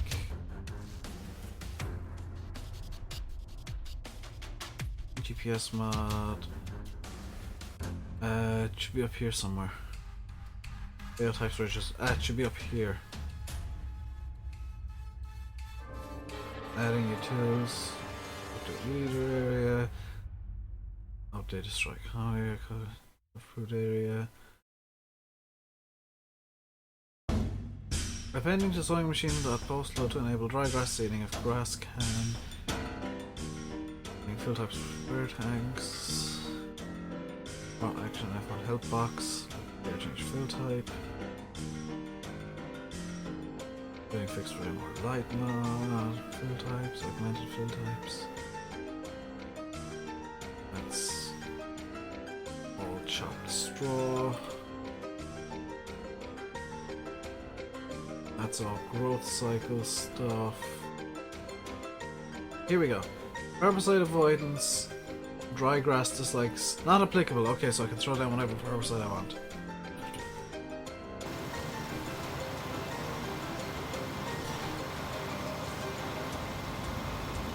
That was my concern. I wanted to make sure that I wasn't accidentally going to kill the grass. And because it's coded similar to grass, not exactly the same, I can get away with herbicide double B. So I can get away with it. I can get English. I can get away without changing fill types, which is precisely what I wanted to find out. Because I'm gonna have to refill the sprayer again, and having to change fill types would be a bit of a shame and a really big annoyance. Hey again, Bob.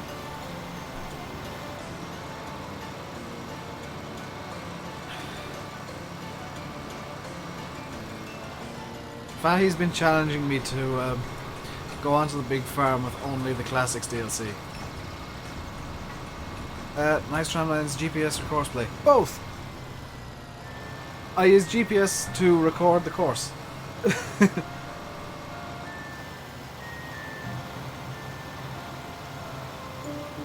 I did this manually and was recording a course while I was spraying.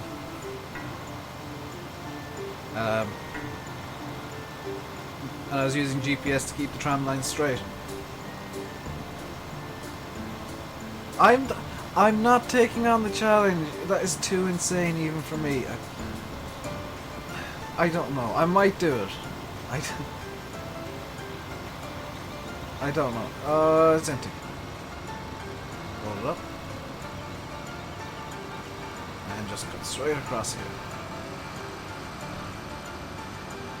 That subsoiler is publicly available, by the way. It's on ModHoster somewhere. It's quite a good subsoiler, actually.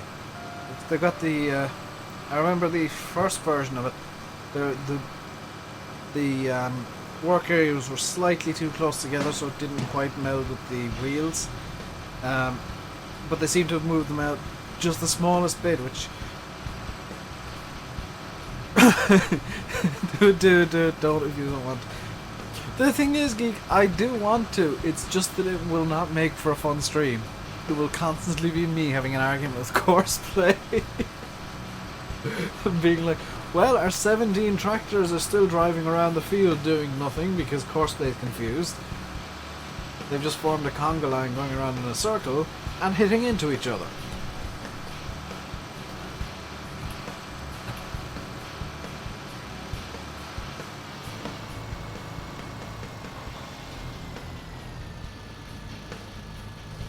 Apparently we're still having sound issues with TV.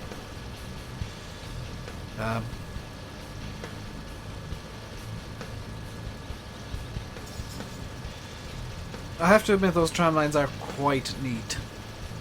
Especially on field 1 there. It does look really good. It would be funny, but I just keep getting angry and rage quit eventually. A smaller farm map and no courseplay. I might do that. And I'll run the FAR 66 combine as well. Because that's actually from the same era as the Classics pack. Yeah, Bob, if you want good tram lines, GPS, courseplay, and spray while you're recording. Because that way you get tram lines that actually fit the sprayer. I'm gonna have to re-record these when I get a bigger sprayer as well, which is a bit of a shame, but it's, you know, a necessary evil, and it's going to make them look even better because they're going to be slightly farther apart. I'm not going to try and line up field 8, like I said. That is grass growing there, hopefully. It is grass, see, look. That is the cut grass texture coming up. So luckily I haven't broken the grass textures and stuff. You just normally leave it to courseplay to do it all. That works too, but courseplay is not very good at wonky shaped fields like this. That's the only issue. So the best thing to do on wonky shaped fields like this is manually record. It's why I don't have courseplay doing much, and just currently just have it doing tram lines.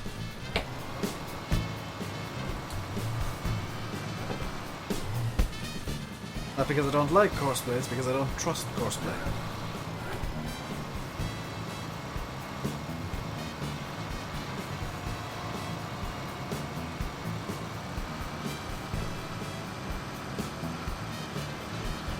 Tram lines in this field are a bit messier than field 1 because this field is just a bit small, I think, for good tram lines to even exist. Do you imagine the tram lines I get on this meadow here that I'm driving beside? They would be insane. Just gonna do a bit of cheeky. There we go. And it's this lane we need to go down.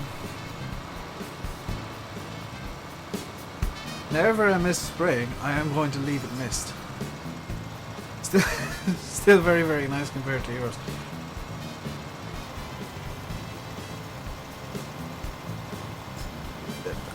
Courseplay is not very good at coming up with good courses. And this is a bit of a mess because, as you can see, I've kind of derped and offset the angle of the tram lines from the angle of the field itself, which causes a bit of an issue.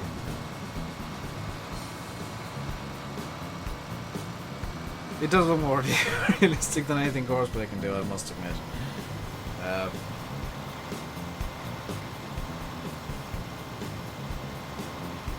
Big Farm won't have any tram lines though, because that is my...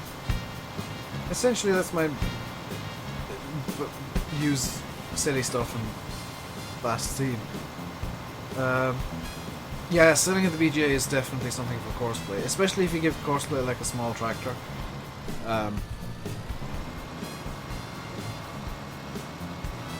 It's just the best thing for courseplay to do is sell at the BGA. Because it's so... Courseplay is best at something that is just insanely repetitive.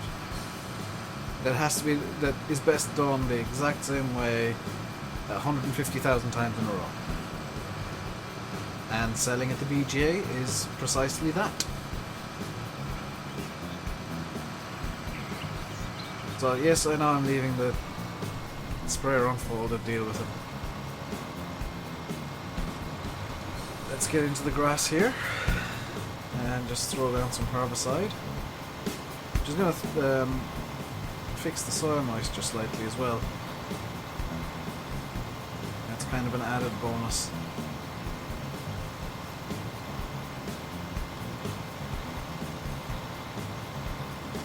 Could you imagine me doing this with a 3-meter seeder?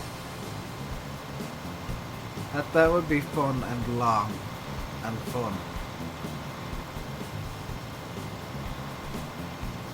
And you'd all hate me at the end of the 4 hours of seeding. Then I'd move on to another field of the 3-meter seeder.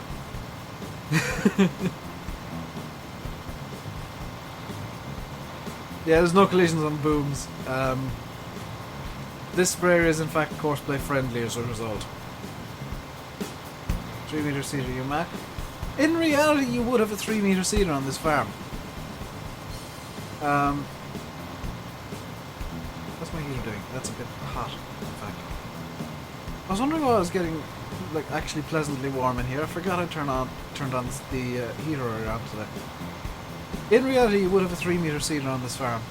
I only have 6 meter to save time. Even the sprayer I think is a bit big for this farm.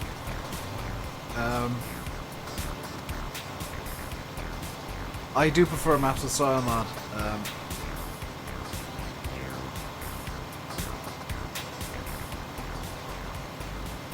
There's a lot to learn with soil mod, but really, make yourself up a book. Write down everything, put in bookmarks or something, and you just reference it. For example, ooh, I'm gonna have to throw some nitrogen down on this field. The cedars from the gold DLC, they are good cedars actually. I'm gonna use them on the next farm that I start up, which will be probably replacing the big farm. Knuston is staying for the pursuit for a while. I do not plan on getting rid of Knuston anytime soon. Because this is right now. This is my baby. This is my map. Donetsk isn't finished, so this is the closest I've come to making a map. Because I've done literally some edits, and I really enjoy this map anyway. In real life, you would have a 3 meter. 6 meter would be pushing it. In reality, you just wouldn't get cost efficiency. It will not be tasted on your goal. Good lord, that is a train wreck of a map. I think it's just so shoddily put together, in my opinion. I'm gonna throw that at the end so somebody doesn't come in shouting, "The Tasted on Goal is the best map ever." I can see why people like it. It's got some really nice terrain ideas going on. But Tasted on Goal is just so badly put together. Give Lakeside a try. I will, Summer. I must download Lakeside, and that may well replace Big Farm. What's going to replace me talking in a second and me having a drink of water once I get down to the other end of the field. Because my throat's getting very dry. So I'm going to spray this somewhat realistically and not reverse. Also not go like 50 kilometers an hour in a field.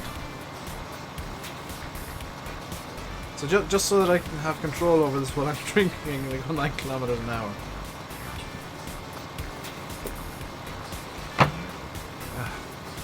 Much better.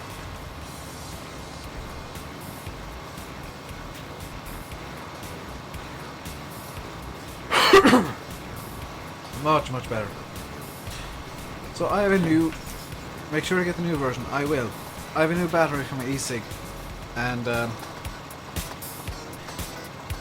new battery and new barrel means that there is a ridiculous amount of vapor. Not the one from FSUK. Yeah, I must... I want to have a look at the one that's on FSUK because I think I might have looked at it before.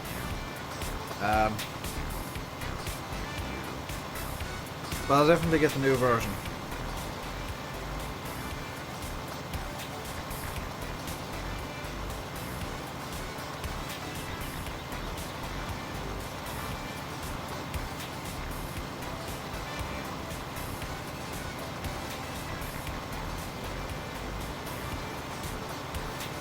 I just thought Geek Gamer isn't the first person today to ask me why my name is RainbowDave on YouTube. One of my real life friends actually asked me today, why are you RainbowDave on YouTube? And I was like, well, it's a nickname. And originally when I started YouTube, I didn't intend on any of this. Locksmithy, yes. There's plenty of people playing that. I don't...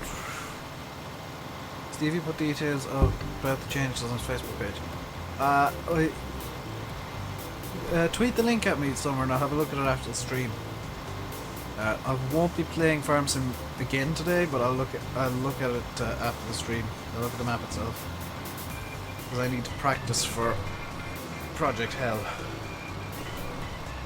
Specifically, the most insane vehicles I'm planning on throwing around that track. And we're starting off with the insane ones. Because I've got a system. Also, I want to make a Google Doc tonight. I'm planning things out for tomorrow already. I want to make a Google Doc to track times and find out what I am best at in Project Cars. And what I'm best at around that specific track. As well as that, there's a new DLC releasing tomorrow, so we're gonna have some extra fun. If there's a car high enough up in the DLC that it causes issues. What else? There's something else about Project Cars. Oh yes, Project Cars actually announced this last 2014. So I have no idea why it isn't a thing yet. Indianapolis is going into Project Cars, and they are currently working on the Delara DW12. I'm guessing Indianapolis isn't done yet because they need... it looks okay on the video, you've seen it. But yeah, I've been watching... Who've been watching? Shawnee V. I've been watching his videos of it, and it does look like a decent enough map. I may well give it a download, and we might have a map for the classics. So that's all the herbiciding done. So all the seeds will die off overnight now. And oh, nuts. Nuts. I've just noticed what the weather forecast is.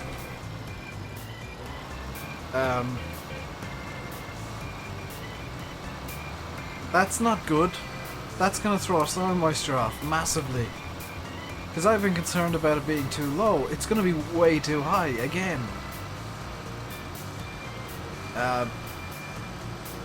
Lockmitty. You're doing the map. I might have a look at it on your channel, TBF. Might have a look through your channel later on while I'm doing my practice for tomorrow's stream, which I thoroughly encourage people to show up to because it's gonna be a fun one. I'm gonna start driving every car in Project Cars around one specific track that very few of them are suited to. You're starting with a business editing video and was wondering what I thought. Make sure that you know your video editing software inside and out, because sometimes things happen that you don't quite expect. Like the issues I had with Vegas.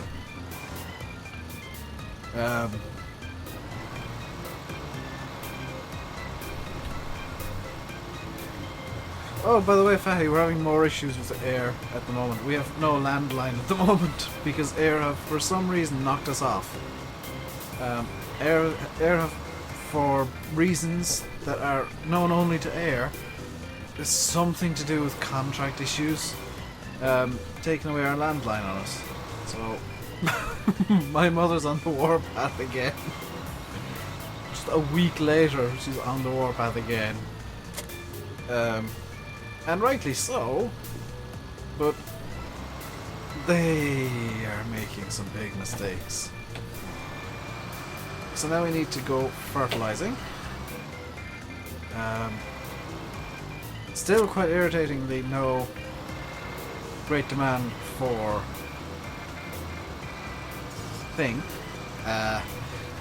compost, which I'm waiting on to sell the compost off, because that's essentially free money. We need N, and we'll refill.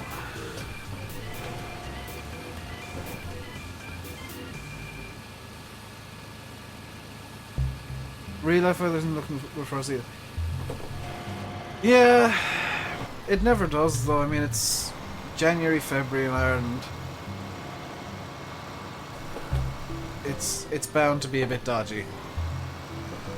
I'm kind of lucky because I'm at the base of a mountain, so Sometimes we manage to escape the worst of it, because the mountain shields it, but it depends on the direction of the wind. The mountains are to the west. The mountains are actually to our west, so we do, to an extent, get sheltered from the worst of the weather. Do I actually need to throw down nitrogen in this field?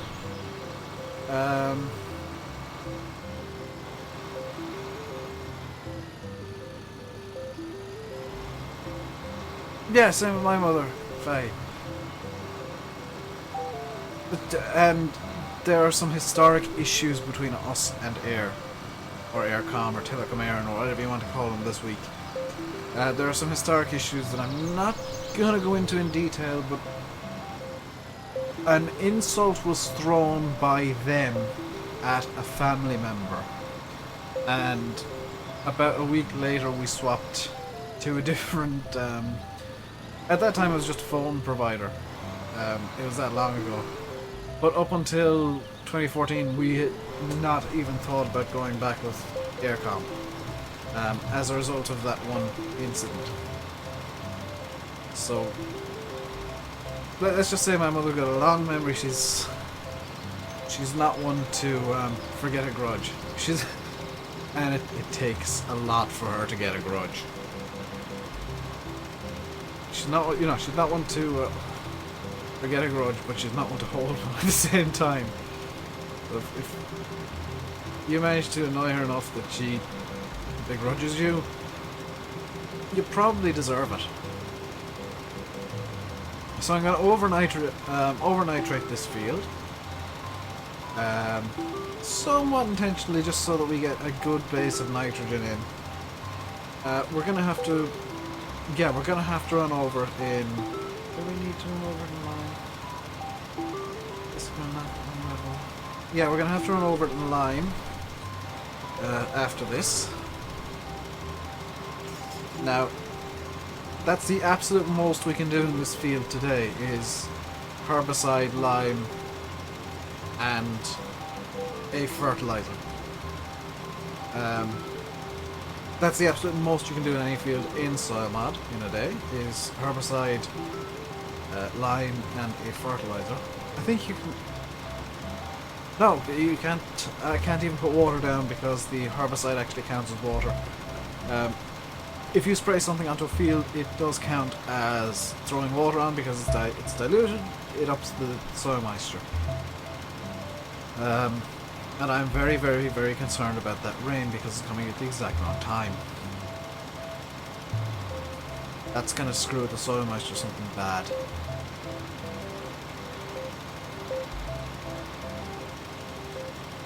For some reason, I don't know if it's just my eyesight issues or what, but I can't see where the fertilizer's going, which is irritating, to say the least.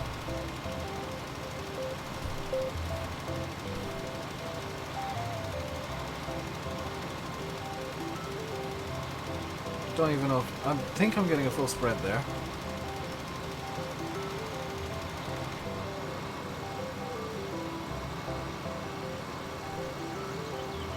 So I'm ignoring the tram lines here because I kinda have to, and I'm not going to set down two different sets.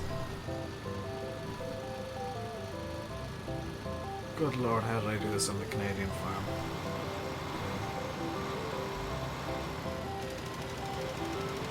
Let's just get going with a guess. In fact, no, that's... That doesn't look right. Now we're running... That still doesn't look right. This isn't a 26 meter spread. Is it? Good lord, it is!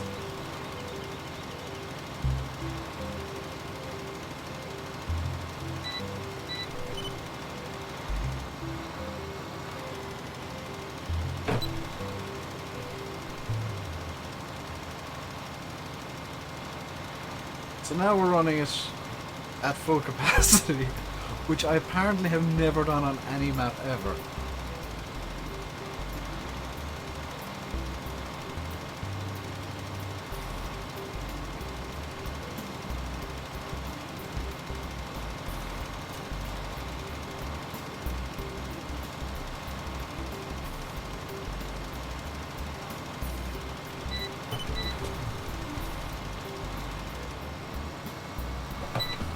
Nope, wrong way.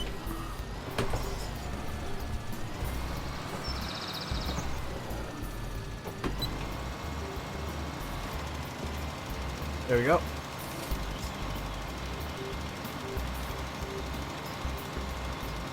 All of my concerns about getting a full spread and I could more or less have used the tram lines. It doesn't matter all that much. What kind of gloves are they that you have for the wheel, Dave? Good idea, it's fine for a farm sim, but I'm playing racing games. I get bits of black over my hand off the wheel.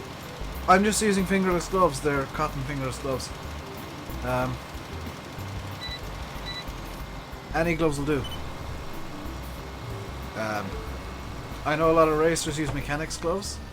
A lot of sim racers use mechanics gloves or karting gloves.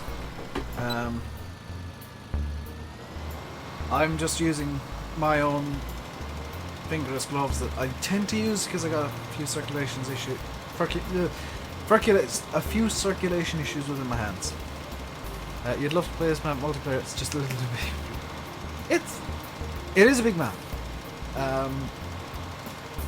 If you're willing to dedicate the time to it, though, it's a really fun map single player. I know Hitman and is it 1983? Is Hitman's number? Hitman used to have a multiplayer series on here with a whole bunch of people, and it looked pretty good in multiplayer as well, I must admit. Didn't quite agree with some of the decisions they made with the map, but it did different styles. Well, I tend not to play multiplayer. My style seems to be quite unique in that I am completely insane and want everything to be done exactly, more or less realistic. I mean, even Daggerwin has to drop his normal style on his server. If and when I run a server, I will want everything put away and everything nice and neat at the end of the day. Because I am tempted to host a small game, because there's not many of you watching. I'm seeing a peak concurrent viewer rate, viewer number of 7, which for me is quite large concurrently. And for anybody who's not particularly good at English, or doesn't know what the word concurrent means for whatever reason, means at the same, all at once, all here at the same time, which is kind of surprising. I know most farm sim Twitch streamers would love 7 concurrent viewers. I was on Twitch looking around farm sim last night, and it was like 1 viewer, 2 viewers, and the biggest guy was on like 45.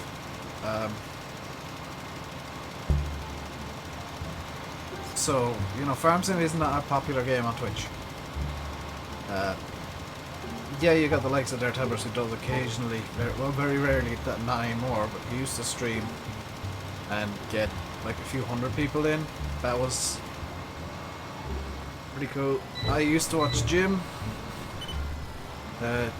James R.W. Powell, or whatever he wants to be called this week, from Predator Gaming, and he streamed. His streams were pretty big. For Farm Sim, they were pretty big. But right now, I think there's a bit of apathy going on in the community. Because Farm Sim 15 is kind of coming towards the end of its life cycle, and the only really brilliant mods that have come out have been scripts. Vehicle mods have been very subpar, and it's kind of disappointing even to me, and I love Farm Sim, but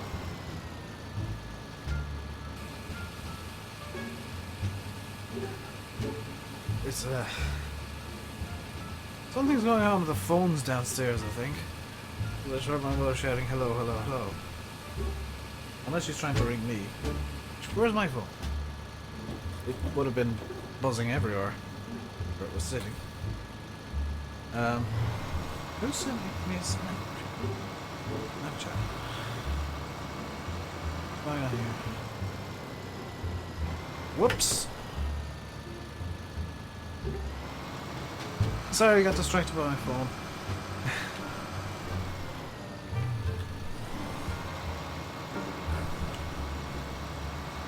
So, what I need to... money is not going up. I really need to sell off the...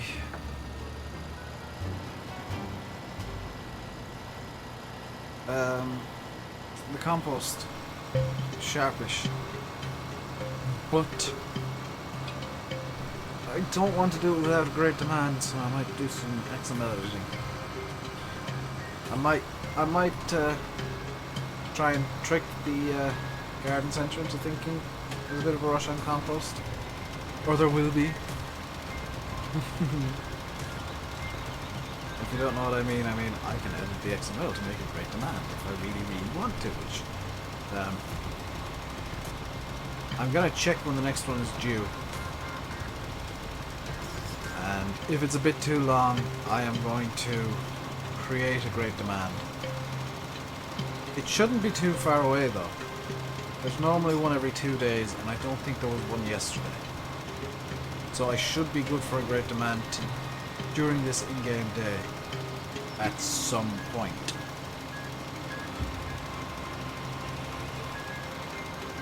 The issue is, when is that point?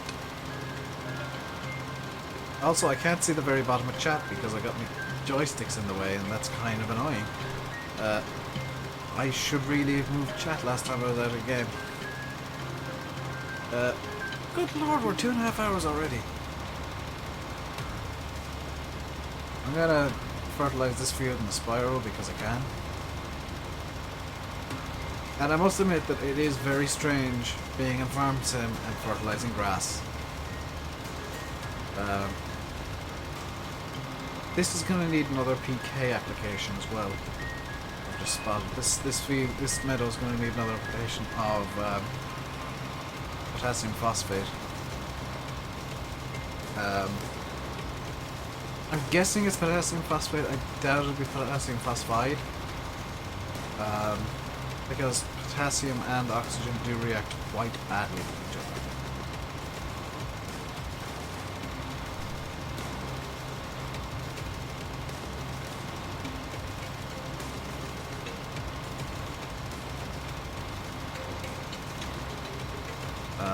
There's a big issue going on with aircom and phone lines.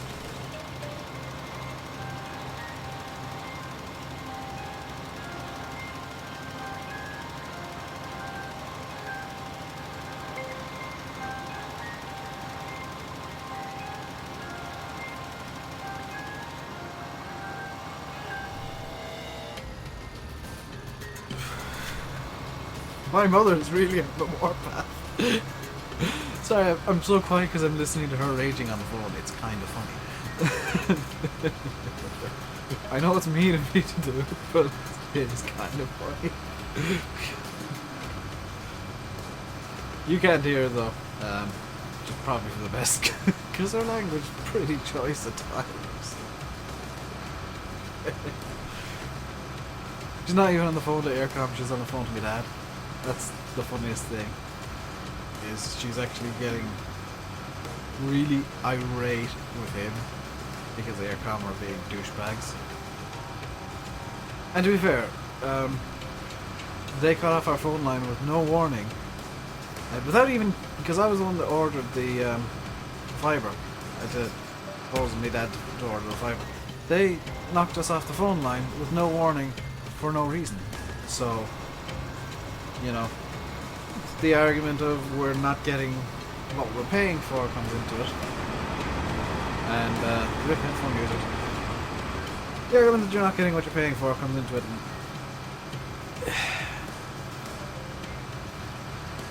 Aircom have issues.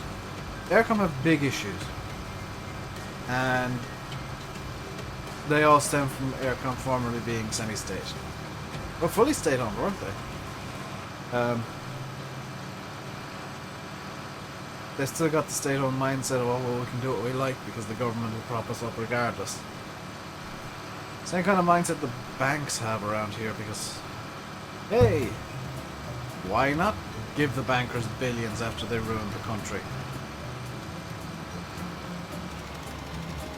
Why not just ignore the fact that essentially one man caused it and we can't get him out of America because of extradition reasons? Fun times.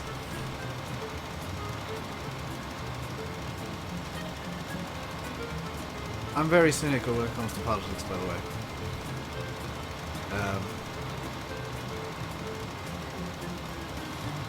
In my opinion, the minute a politician opens their mouth is the minute they start lying to people. And they only show up at events because they know it might get them votes. It doesn't matter if they genuinely believe in the cause or in the case of funerals, which our local politicians show up at every funeral because you've got to be seen to be engaging with the community. It doesn't matter if they knew the person, it still just strikes me as, oh well, he's looking for a vote in the next election, which is conveniently I don't know when.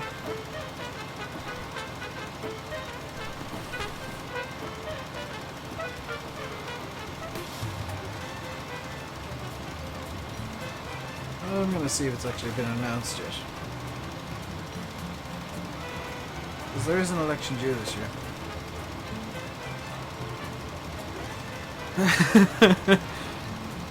Fahy, don't get me started. There's at least 6 air vans pass by my house every day. Because the local exchange is actually down the end of the road. So we constantly have air vans passing over and back. It used to be much busier. They used to have like 6 vans parked up there constantly. What the hell? A body has been found in a slurry pit in Cork, apparently. North of Cork City. Where is this? Damn it, tell me.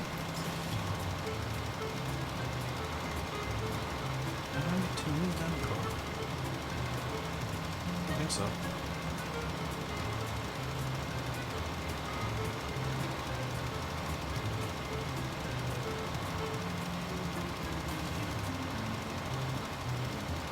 Oh look, Enda Kenny's thinking about rerunning a referendum because we didn't give him the answer he wanted.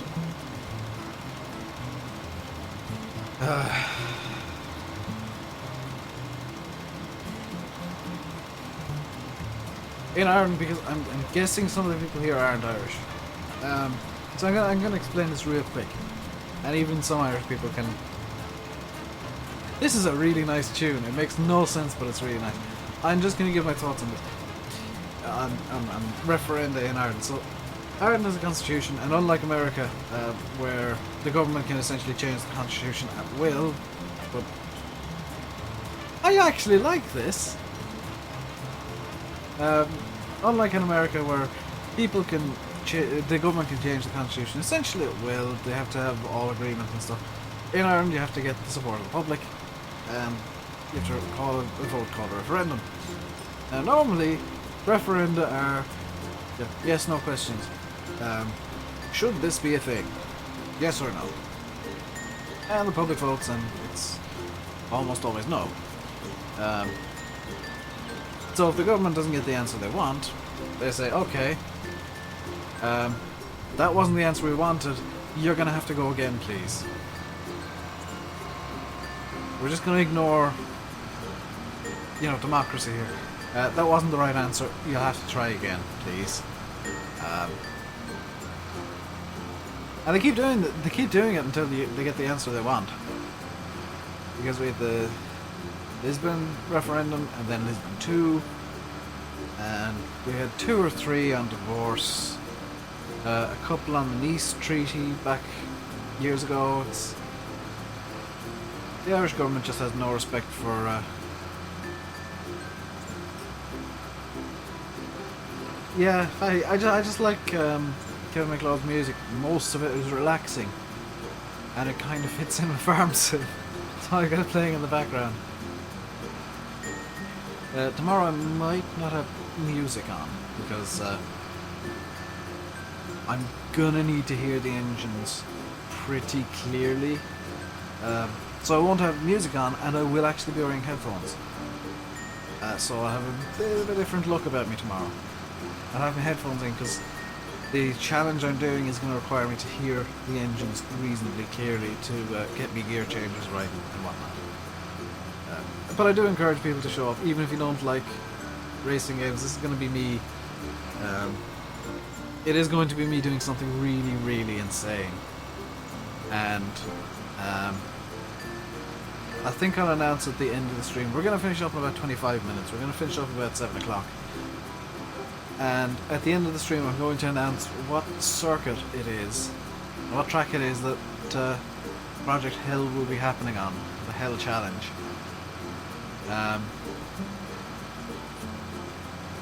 I've already said the challenge will be to drive every car in Project Cars, including all the DLC vehicles, and the free DLC, and there's a free DLC vehicle that I'm terrified of.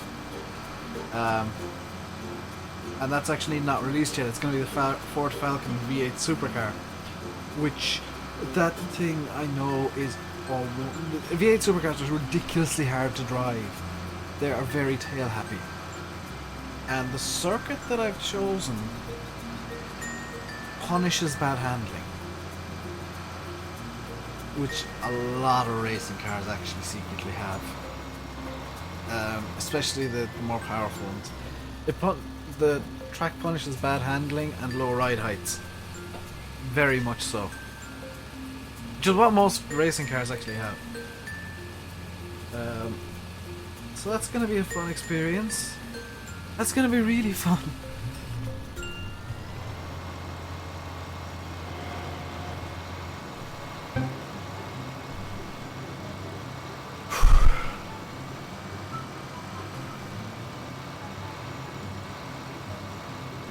I might actually, if I can, I might try and get the Ford Falcon has been released in America and Canada, you think? I'm not sure. It was supposed to be released a couple of days ago, but there was some sort of goof up on the Cycling Mad Studio side of things, and something happened. It's supposed to be released on the 26th, and it is coming out tomorrow, I believe. Fahy, if you're... Here's the thing. If you want a simulator, get Dirt Rally. If you want a fun game that you can just derp about on, and is reasonably realistic, but nowhere near Project Cars, or not nowhere near Assetto Corsa levels,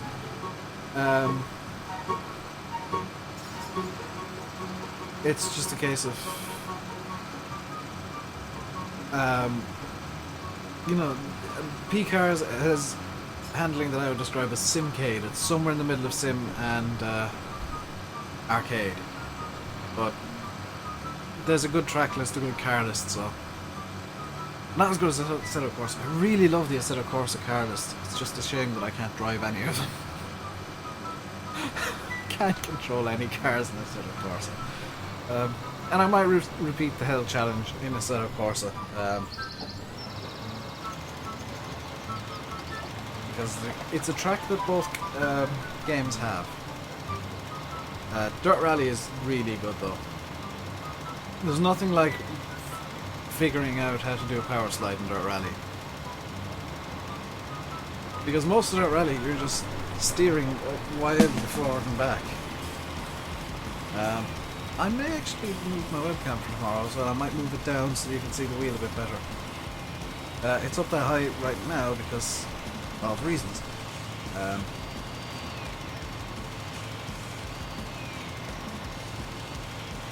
But that's... oh boy. I've tested out the first 4 cars on the track. I need to revisit the first one. Because I'm having some major handling issues with it, and I need to try and get potentially a setup made for it so that I can actually drive it.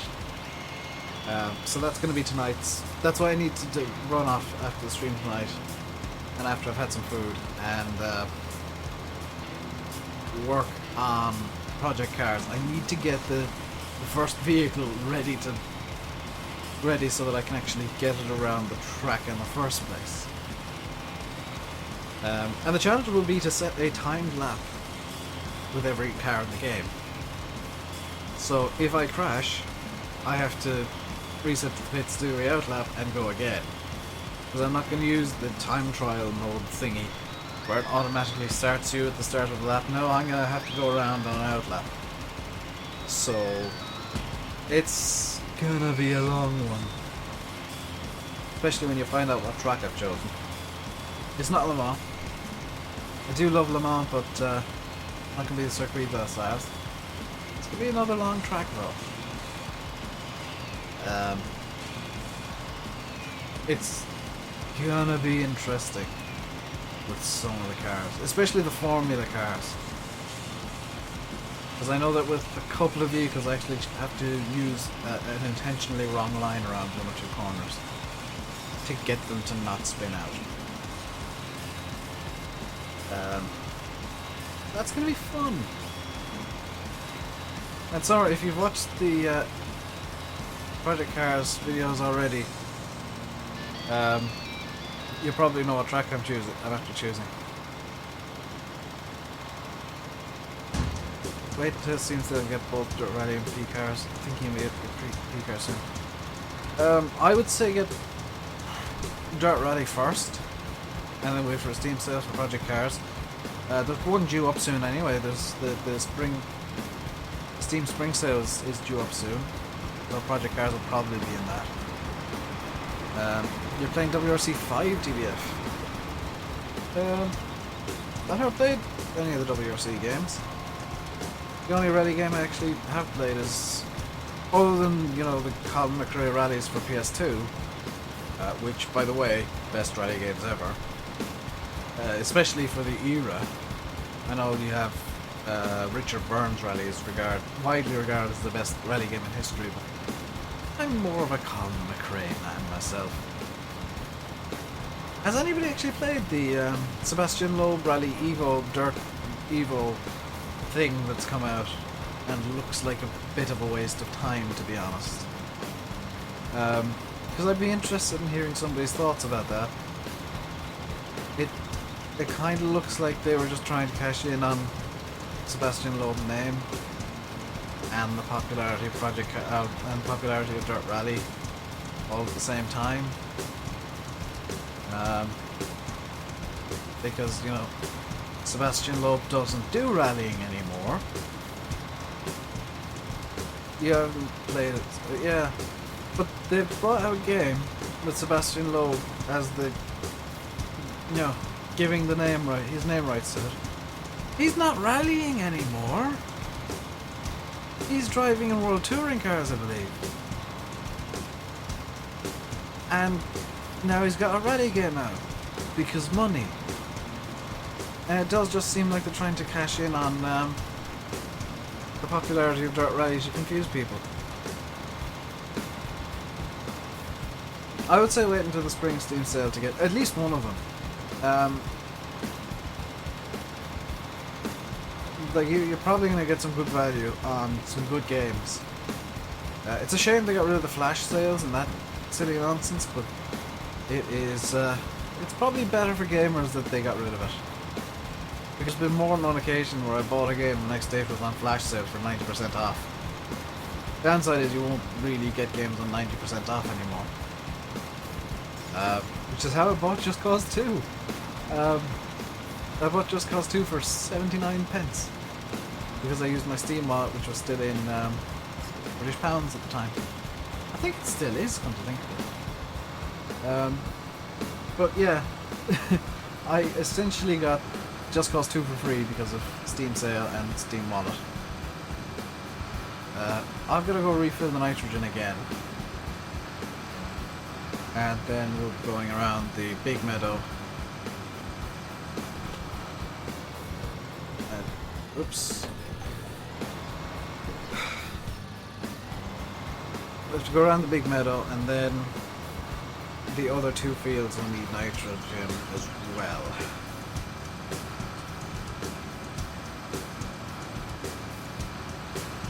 I think I'm best off actually working from there down now, from here on out. Especially seeing as the next one up is lime, and that tends to be a bit weird at times. My shoulder's really at me because I stepped awkwardly. So we got about, what, 15 minutes left. I just looked at my phone.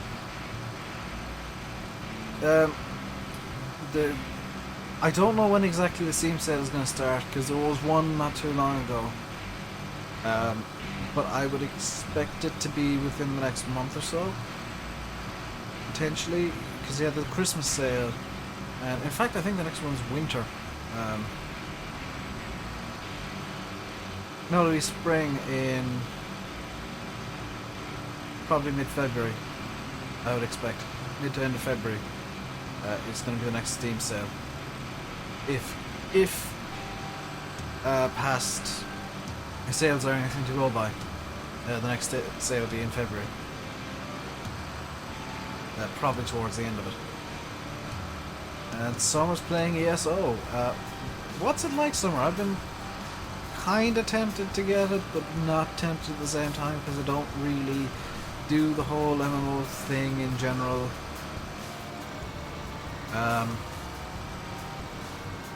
I tend to prefer free-to-play MMOs as well. I don't like the pay-to-play model that ESO has. Or is it Tamriel Unlimited now?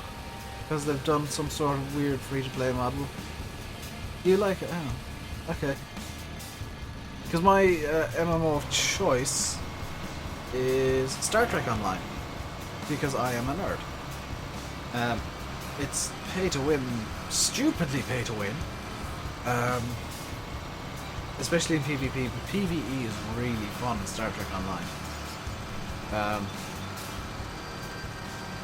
I used to play, like one of the first games I played on PC, and the first MMO I ever touched was RuneScape. That's kind of the era I'm from, is the mid-90s, well, the mid-2000s RuneScape era. It was RuneScape 2. Doesn't seem much like an MMO, but you like the storylines. I can get that. I can deal with that. Just heard 2 whistles. I don't know what the hell that was. Oh, that was my phone getting an email. Alright, yeah. You never tried RuneScape, Summer. I played RuneScape 2, and there's RuneScape 3 is the new thing. And it was basically World of Warcraft except bad. I've never played EverQuest. From what I know, RuneScape and EverQuest were along similar lines, but RuneScape just had a bit of a worse name because it was the kids MMO. It was the MMO that all the kids went to. It still is. It's baby's first MMO, really. Which is fine. I mean, I think it's actually good that there's a style of MMO out there that is aimed more towards kids and younger people. Because otherwise MMOs will die out. And right now there is that issue where MMOs are in that awkward space where subscription models are... Your first game was Sonic TBF. What was the first game I ever played? The first game I owned was Pokemon Blue. But MMOs are in a weird space right now. Subscription model MMO is gone. If you're bringing out an MMO in 2016 and you're thinking about going with a subscription model, your game will fail. You must be free to play. MMOs just have to be free to play. There can be an optional subscription in an MMO. That works. That's still a viable model. But you can't have a subscription only MMO in this day and age. It's done. It's gone. How old am I? I'm 24. Am I 24? I am 24. I'm old enough to forget my age, is how old I am. I think one of my first games that I ever played was Sonic.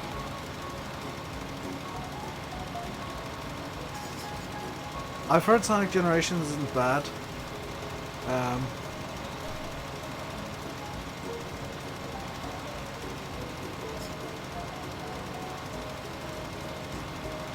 WoW still has a subscription, yes, somewhere, but they are moving towards free-to-play. You can buy subscriptions in WoW with in-game currency now, and it's actually really cheap.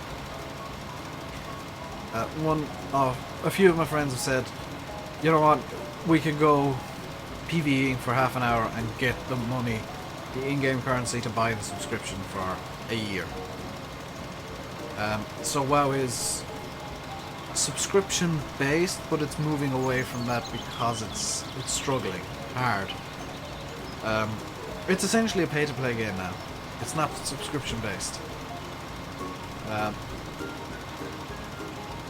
Another game that still has a subscription, by the way, is EVE Online, which I think has revolutionized the subscription model, and is, I think, what WoW is heading towards, is where at the early game you have to buy a subscription with real money, and then as time goes on you can move towards buying a subscription with in-game currencies instead, which I think is a reasonably sustainable model, but only if you keep getting new players in.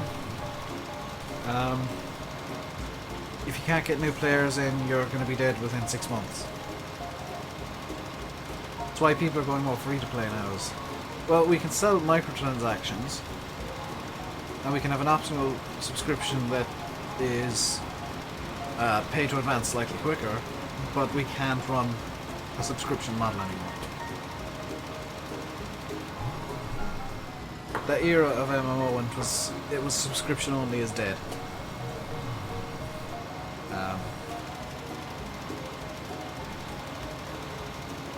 It's a good thing, I think, because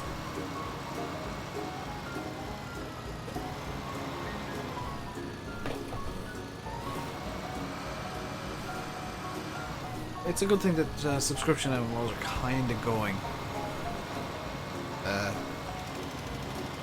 because I think with a subscription you're running the risk of your game becoming kind of elitist. And I don't think any developer wants that. If you like Sonic, get Sonic Generations. You know, I don't like Sonic games. Even Sonic 1 and 2. Never really been a fan. But that's... Ow, ow, ow. I've got something in my eye.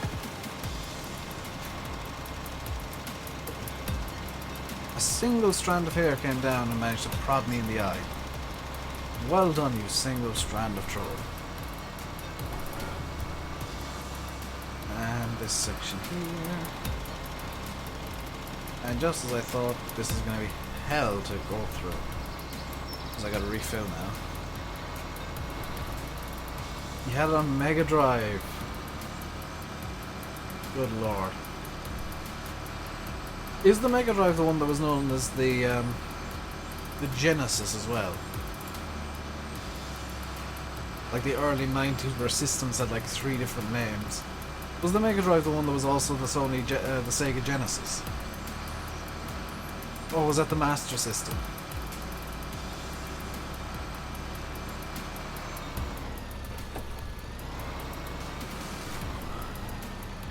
$7 GB download. That is quite large.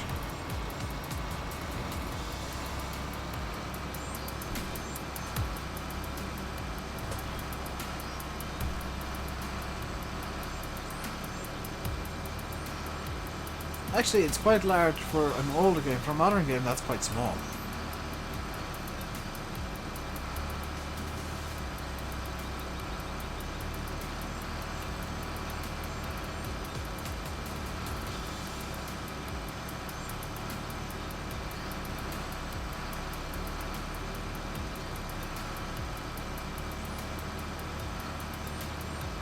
So tomorrow's stream I might not be able to talk as much because I might be concentrating. But seeing as we're at 5 minutes to go today, I think it's about time I announce the track that I'll be using for Project Hell. And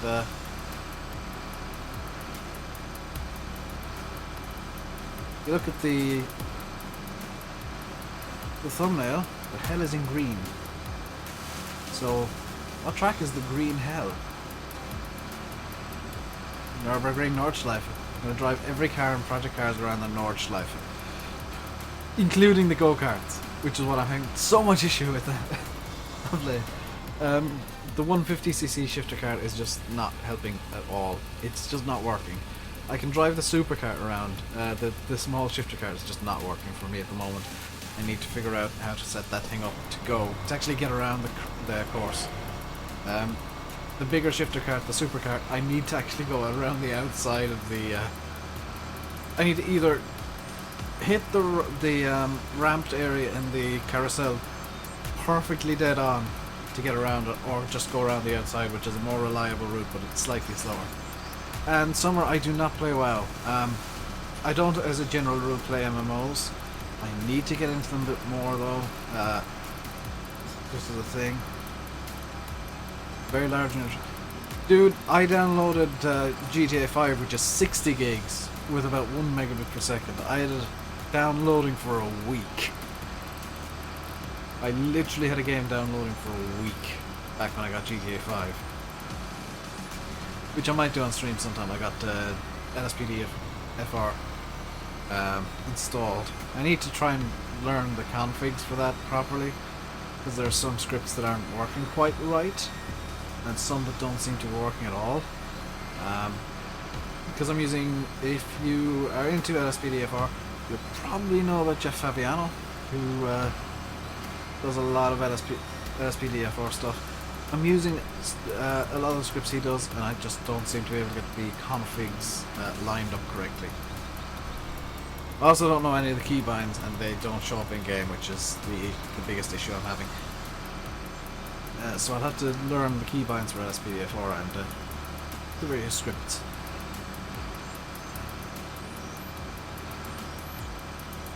But right now, it just seems like I'm always getting pursuit calls, which is irritating because pursuits are fun, but they get irritating really quickly when all you're doing is driving around really fast, and for some reason your car never goes as fast as any of the others. Let's get Matt. That'll do. You've been putting off that download for a while. Do it overnight, Fahy. Just leave your laptop or computer on overnight with the internet on, and you'll be good. Ooh, you didn't. I didn't back up my GTA 5 either. Mind you, I've got decent internet now. I've got like 70 meg down, so Steam downloads at like 4 or 5 meg now. So it's not too big of a deal to re-download GTA 5 now. 250 in the Christmas Steam sale. San Andreas on Steam is brilliant. I think, unfortunately, the Steam edition, there's a reason I don't play San Andreas on Steam anymore. San Andreas on Steam has less songs than San Andreas on PS2. Steam had to Rockstar released an update for San Andreas that removed songs because licensing agreements had run out. So now you're getting less content than ever before, which is probably why it was €2.50 in the Steam sale. Also, I don't know if they patched this out, but there was at one point a really funny bug where if you went to one or two specific places on the map and just stood watching the traffic, it would gradually get more and more insane and just end up in a massive pile-up and explosion because the traffic had no idea what it was doing.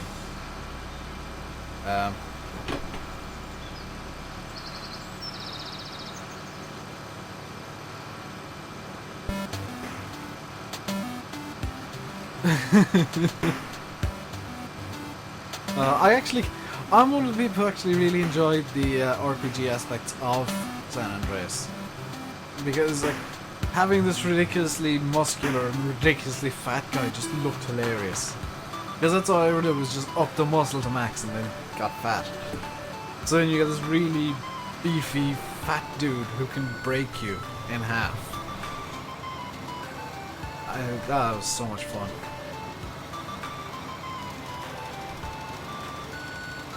Especially on PS2, because that was the easiest thing to use with the Hydra. So I think everybody did this. As soon as you got the Hydra on PS2, you just stopped caring about the story and started doing stunts in the Hydra from the airbase. Because that's all you ever needed to do to have fun in GTA in San Andreas was just Hydra stunting as quickly as you possibly can. I'm going to be ending the stream quite soon. I'm going to try and yeah, it's in is it Los Santos you start off in San Andreas? There's a hill by the highway there, by the interstate, and if you stand there, the traffic will just pile up. They'll start going insane. If you've got a gun, just fire 1 or 2 shots to scare the traffic, and that'll start off the issue. I don't know if it was even patched out, so you might still be able to get it. It's all down to the random speeds that the AI tend to drive at, and it tends to result in big booms. I've seen like 100 car crash there. It's just like, okay.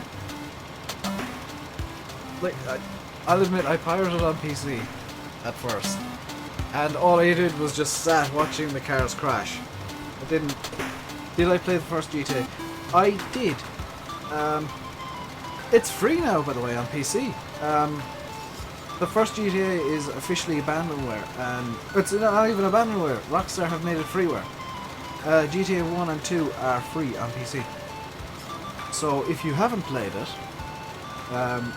you can download it over on Rockstar's website. For free, completely legit, Rockstar's blessing.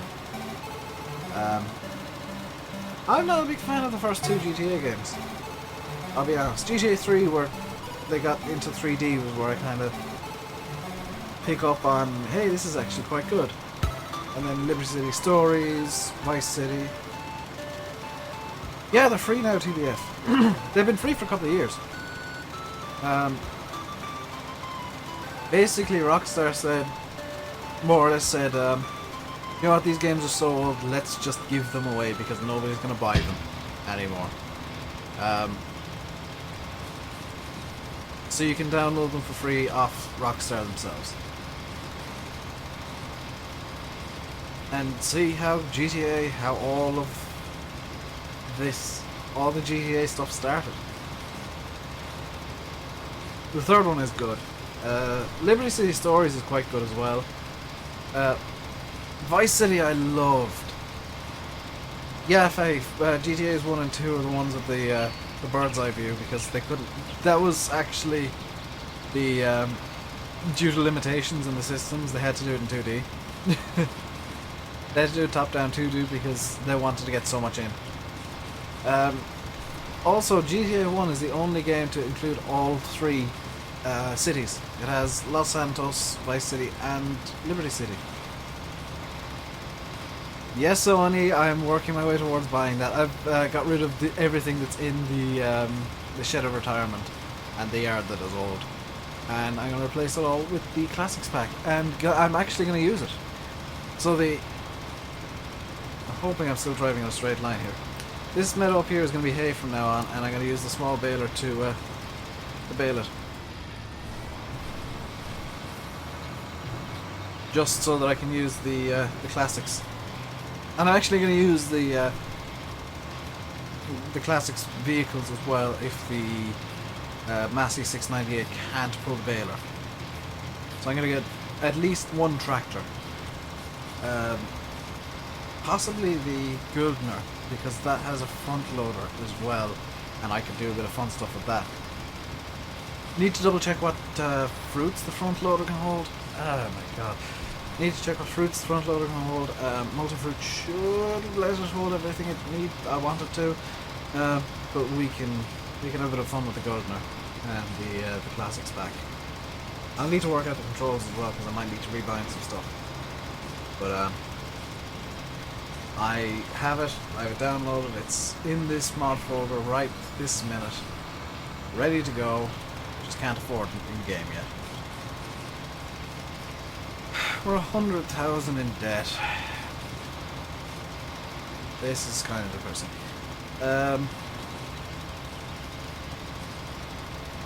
We're after 7 o'clock now, aren't we? We're at 7:06. Okay, so... Good lord. I'm gonna end the stream here because it's 7 o'clock. Why don't I check my phone for the time? I've got like real time up on my up in game for my own reference. I'm definitely looking forward to trying out the FS15 Classics. It is just the same vehicles from FS13, but it's stuff that I wanted to use.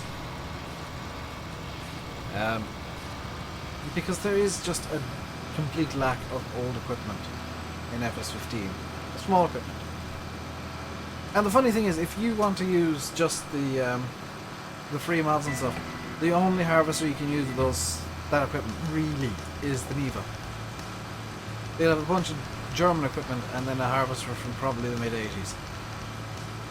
Because I don't think the Neva is actually that old. Now I've got the Fire M66, so if I decide to go all out with the classics, I can use the M66 as the harvester because they're from the same era. It's all kushti. I'm just going to bring this guy up to the farm again and get him ready to... yeah, TBF. The only good mods for FS15 are scripts. That's kind of the conclusion I've come to. Even this tractor, it's a reasonable mod, but look.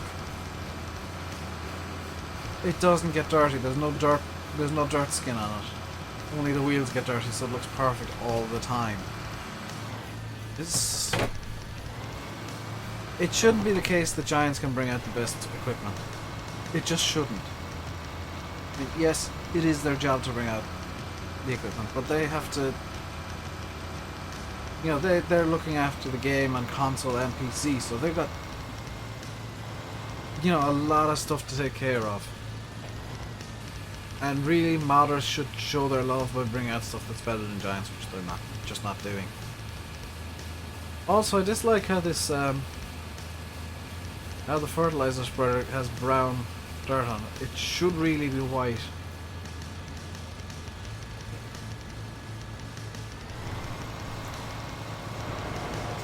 The Neva is pretty nice, but it's if you're going era-based farming, which I tend to do, it's not from the same era as the Classics pack. The Classics pack is late 60s, early 70s. The Neva is probably mid-80s from Russia. It's a real shame that there's just... The best vehicle pack is a bunch of edited New Hollands. The best harvester pack is a bunch of edited New Hollands. There's no good John Deeres. There's very few good Massey Fergusons. Eastern European mods as a whole are terrible. And I'm not saying there's not one or two good ones, but as a whole I avoid them because 90% of them are junk.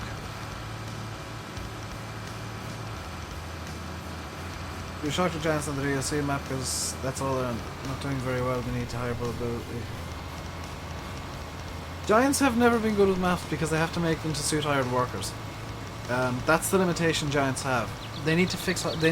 Giants, if they want to bring out a map that kind of the community will love, and Sosnovka's widely, I would say widely accepted as being a reasonably good map for Giants. But Giants actually need to fix hired workers before they can do... before they can bring out a map that is to the standards of the likes of Bloodbill and the likes of Mapper's Paradise. Because Giants have to work within the limitations of their own tools, which is the hired worker. Bullet Bill doesn't, because we've got courseplay, we've got a lot more patience than... generally speaking, PC gamers have a lot more patience with games than...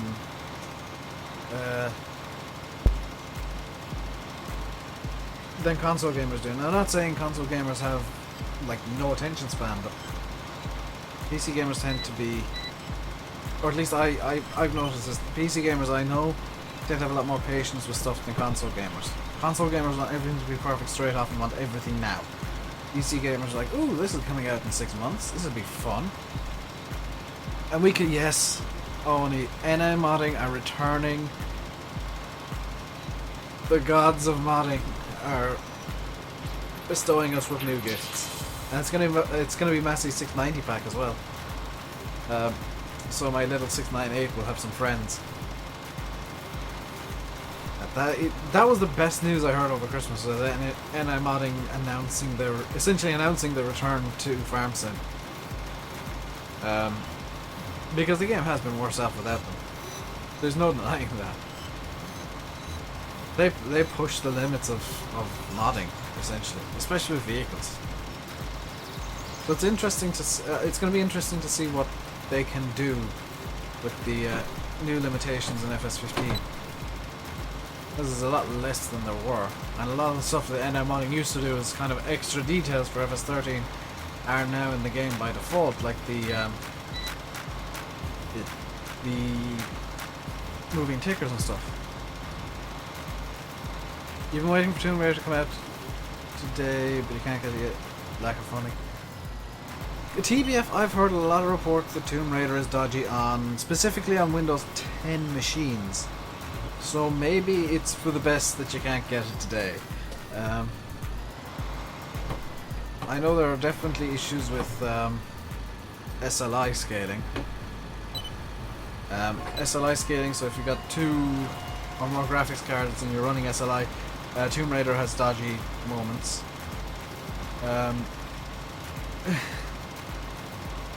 Tomb Raider does seem like a bit of a dodgy game, because I've seen conflicting reports from game websites have said it's borked, it's a hot mess, but then Total Biscuit came out and said, hey,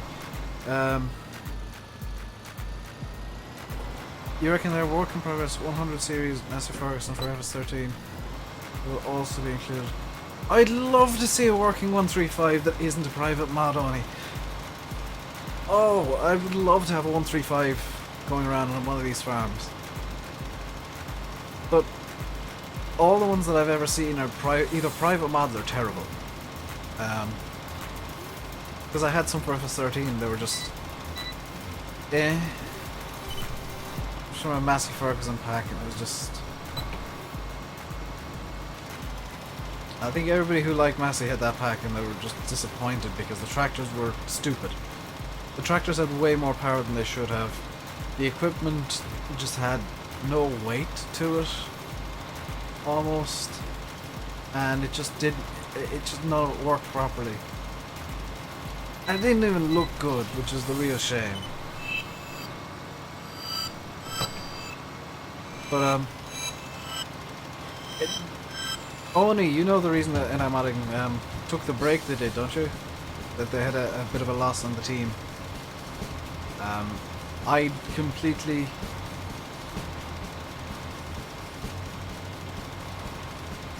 And I had it back as a backhoe. That'd be pretty cool. Decent backhoe. But NI Modding had to stop. They lost a member last year, or in late 2014. So they kind of had to stop. They had to reorganize, which is why EuroDZN are now part of NI Modding. EuroDZN and NI Modding are the same group. There is no EuroDZN. It is gone. Yeah. I think it's awesome that EuroDZN and NI Modding are the same group now, because you can group all of the great 2013 mods into one group. NI Modding brought out all of the best mods for FS13. All of them.